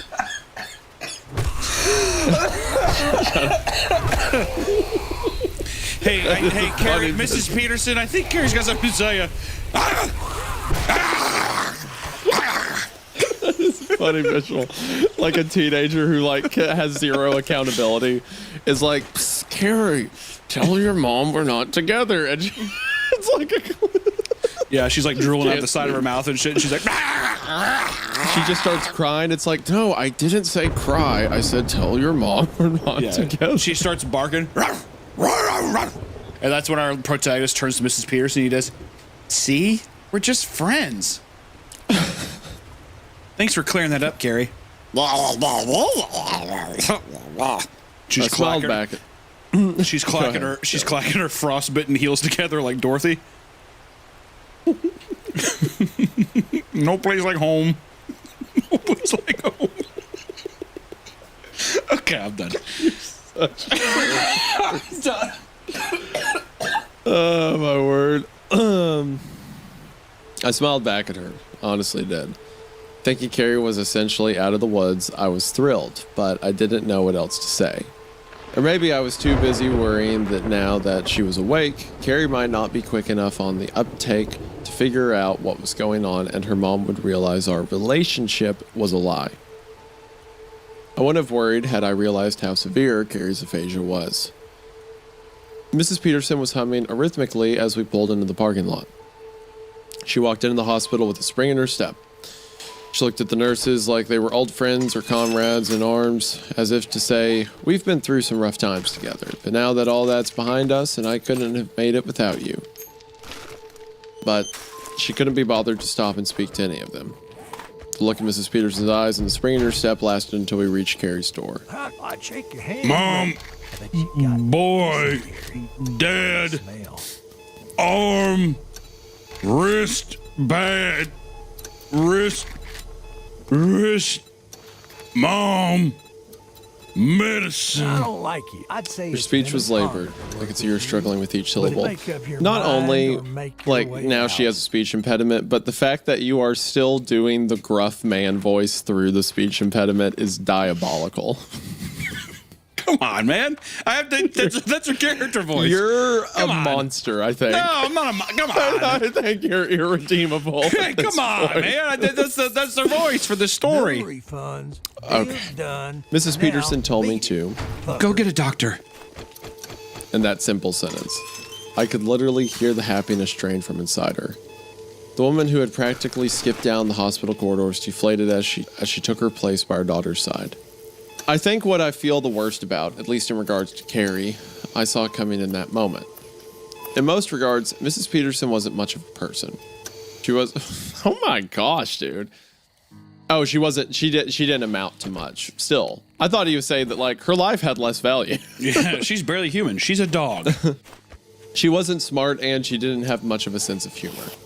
She never been a great conversationalist or within a stone's throw of attractive. Stone's throw of attractive. I'm telling you, this kid is red-pilled to high hell. This kid's awful. This, like, at first it was like, oh, well, maybe he's, he's a 16-year-old kid, he's horny, whatever. But now it's like, no, he's a bad person. And her cancel tilt is totally wacky. So you get it. You see where I was coming from. She was dirt poor, and her personal hygiene left a lot to be desired. In most ways, she was society's definition of a failure. But there was an air of grace in the resigned way she stepped to her daughter's bedside. Yes, what little light she had in her life seemed dimmer. All the hope she'd had for her daughter had been snuffed out. But she wasn't going anywhere. She was going to shoulder the load and give her daughter everything she could. I tell myself that, accident or no, Carrie and I would have drifted apart anyway during college. After all, even if her aphasia had fully dissipated, there's no way we would have gone to the same school. But the truth is that, after that morning, I never could stand to be in the same room as Carrie. Every time she stammered or shifted her weight on her crutches, filled me with self-loathing, and I couldn't take it. I went to the nurse's station. They told me that they'd have to call in a doctor with a background in neurology. About a half hour or so later, Dr. Walsh stepped into Carrie's room. I don't remember much about him other than that he had a silver hair and his bedside manner could be charitably described as detached. Hospital, man, doctor, arm, bed, nurse. She wants another painkiller.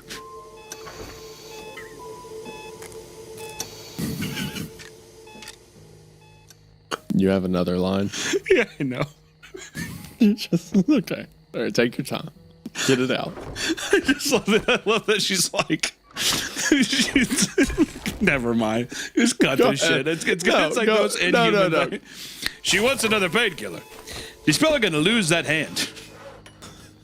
Yeah, what were you going to say? Nothing. This fucking nothing, dude. If we can cut it, I just need to know for myself. Me. I was like, he's fucking talking to her like she's a fucking, like, he's like one of those people at a zoo that, like, takes care of the apes. They're doing sign language, and he's like, well, Chim Chim wants a banana. Whatever. It's like, she's like, hospital, man. And he's like, well, she wants another painkiller. Probably got to get rid of that hand. It's just like, I don't know. It is very much so like, Amy want orange. And the zookeeper's like just pelting it with oranges. Like, oh. Mrs. Peterson asked Dr. Walsh why her daughter couldn't speak properly, and he explained to us what they expected to find once they gave Carrie a CT scan. See, people always talk about how we don't use more than 2 or 10 or 12% of our brain, but that's a load of crap.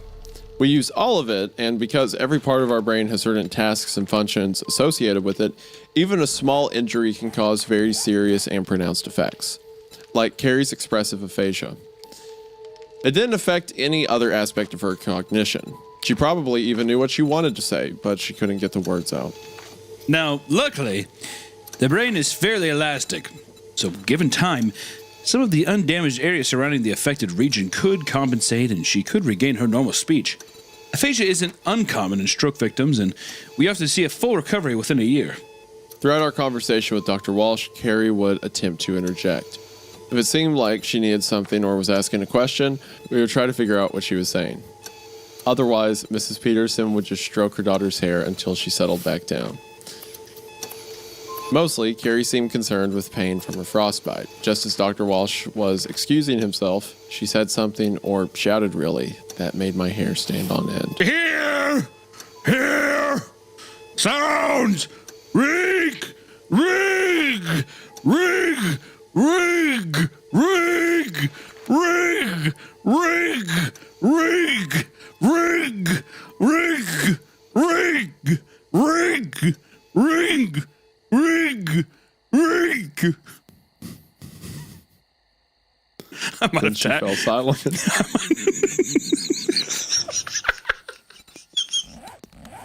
The way that you read that, I probably threw on 12 more rings there.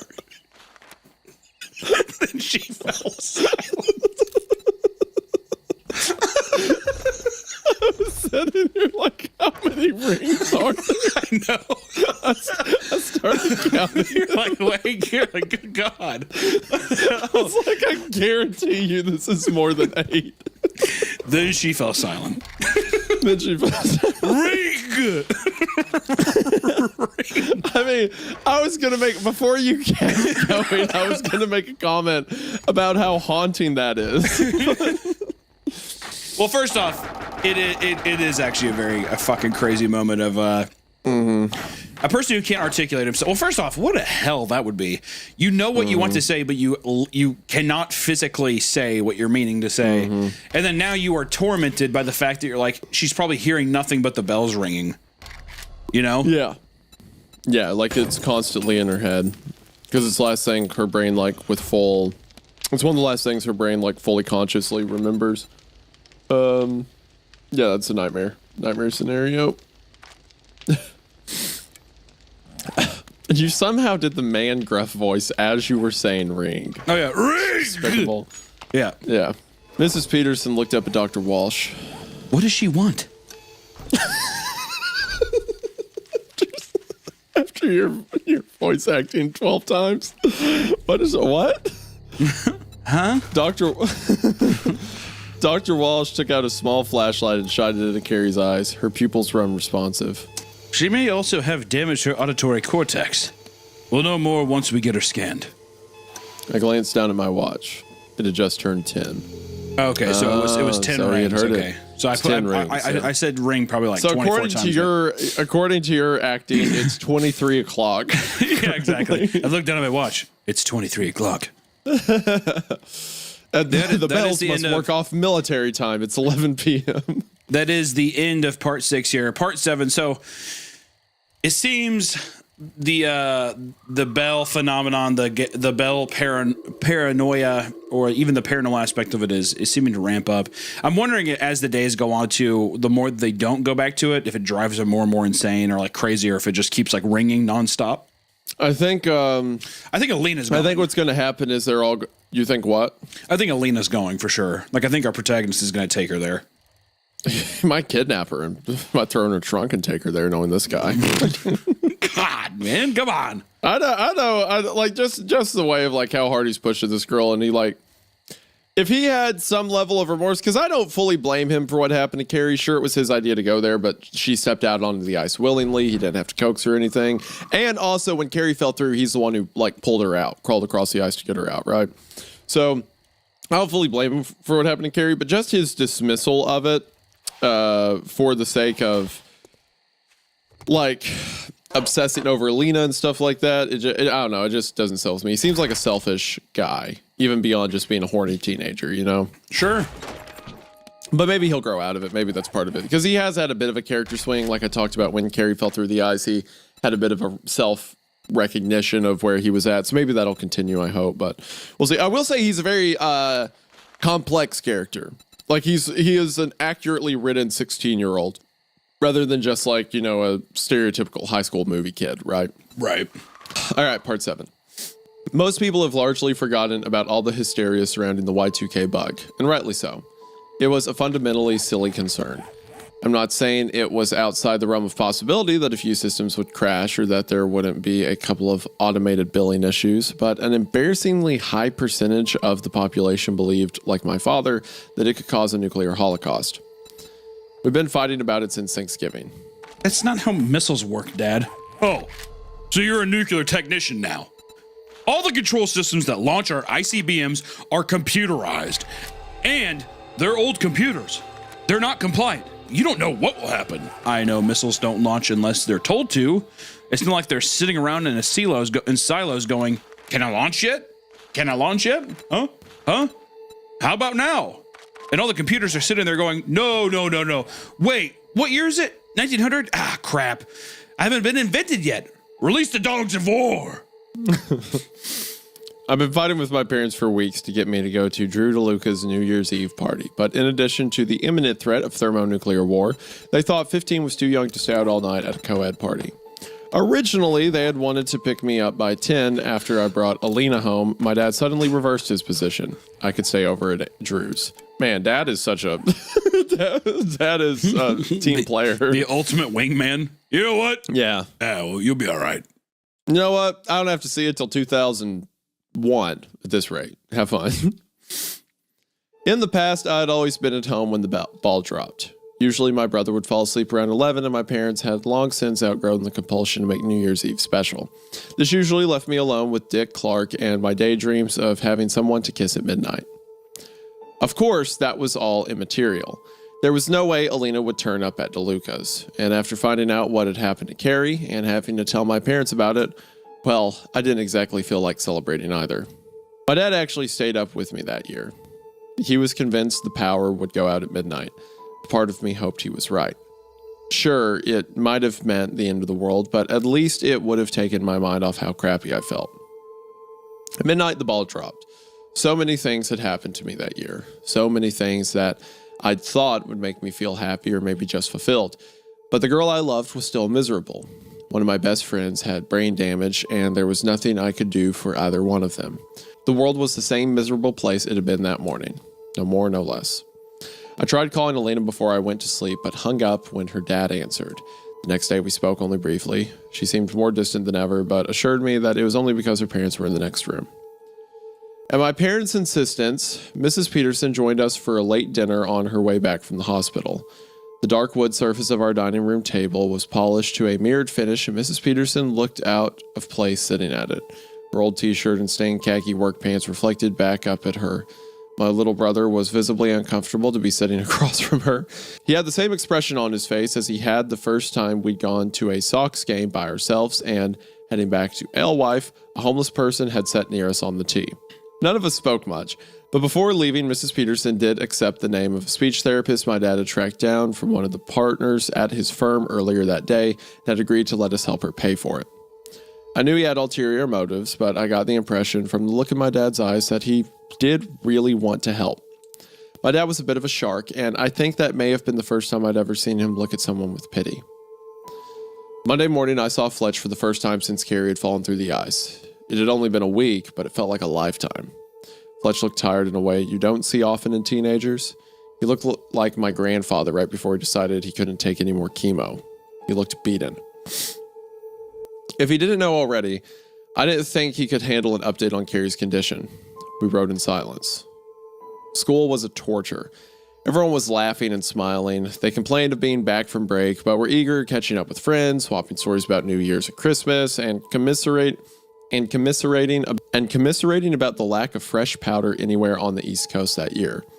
They had no idea Scary Carrie was lying in a hospital bed, practically unable to speak.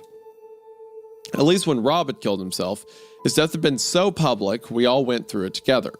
With Carrie, aside from Kim Murray and Dan Bergen, Fletch and I were the only ones who even seemed to notice she was missing. It's only being miserable in a crowd of happy people.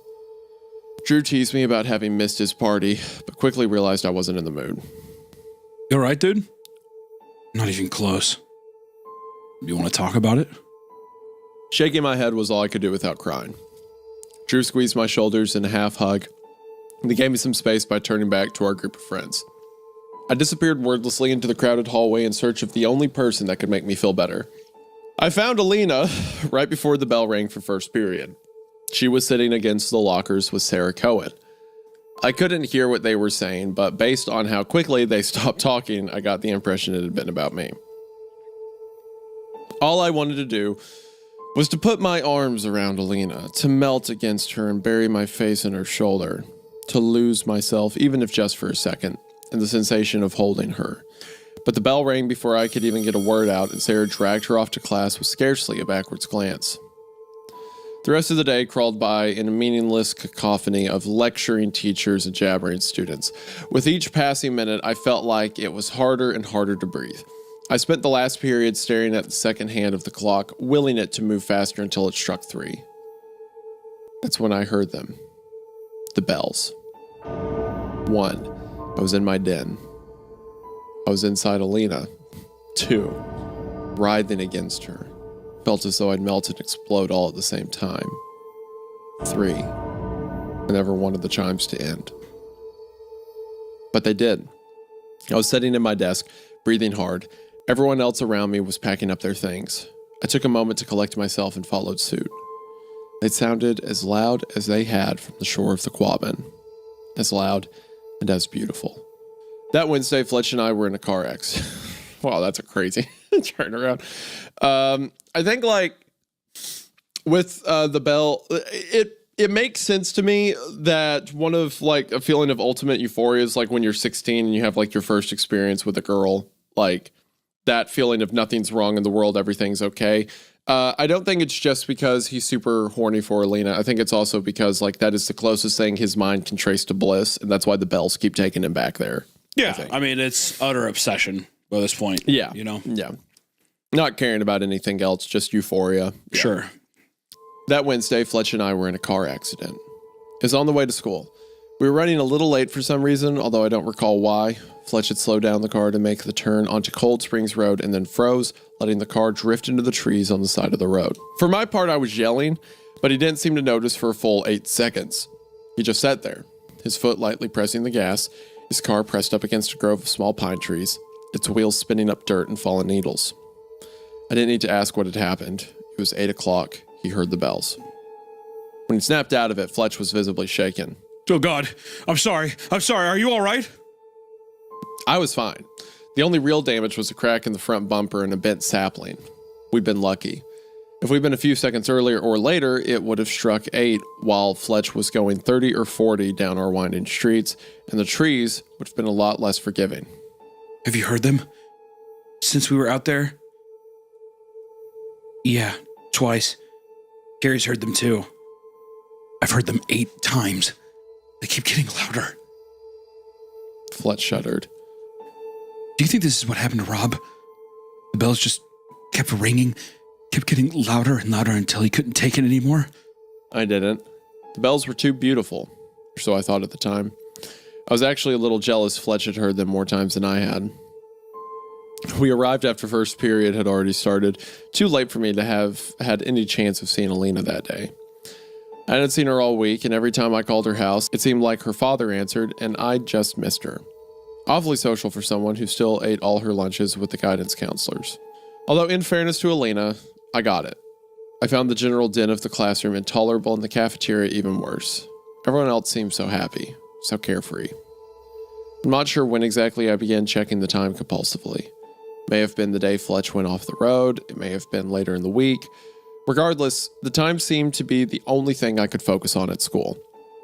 Suddenly, I was holding my breath whenever a new hour approached, each time hoping that I would hear the bells again. I remember thinking that it was funny. Back before I knew for sure there was something lying beyond the realm of our senses, I'd always turned to prayer. And now, after years of seeking out the supernatural as a way of bolstering my faith, after having found the evidence that I was searching for, I found myself unable to complete so much as a simple Hail Mary without my thoughts straying to the sublime beauty of the bells. I guess it was foolish of me to think that finding the widower's clock would reaffirm my Catholic faith. I still didn't know if there was a God. All I knew for sure was that there were the bells, and the bells were housed in a spire in the woods on an island in a reservoir just a car ride away. I'd be getting my driver's license in a little over a week. I tried to dispel thoughts of returning to the Quabbin, but the unhappier I was at school, the more I longed to return. There was no question Alina was avoiding me. I kept trying to call her and kept getting her parents. I didn't want them to think I was a pest, so I tried to keep my calls down to 1 a day, but it was so hard. I took to calling and hanging up if she didn't answer. Pathetic, I know, but I couldn't help myself. We were taught in Sunday school that hell's worst torture is how exquisitely your soul feels the absence of God. And if that's true, surely a teenager's worst torture is how exquisitely they feel the absence of their first love, especially when it's a rejection. The dirty look started on Tuesday the 11th, just over a week after we come back from break. I gone looking for Alina in the juniors' hallway, same as I had every morning, and there was Sarah Cohen, looking at me like I was filth incarnate. It stopped me dead in my tracks. I didn't know Sarah very well, but she'd always seemed so friendly. Seeing that disgust directed at me, it was shocking. I wasn't real popular, but I never elicited that sort of reaction. Mostly at school, away from my handful of friends, I was invisible. The next day at lunch, I noticed it wasn't just Sarah, When I went up to get my food, I noticed that the whole table of sporty girls that Alina used to sit with before Rob's suicide were staring at me. It was the sort of reaction I'd seen people have to Scary Carrie, like they simply didn't want me to be there. While I didn't know any of these girls especially well, I'd met one or two of them through Christy and thought we were on good terms. I tried giving them a smile and tilting my head back in that hey gesture. Some turned away quickly, a few of the others pursed their lips in an expression I couldn't read. After that, I noticed they kept looking over at me throughout the rest of the lunch period. I picked at my tray for a while, then left without eating.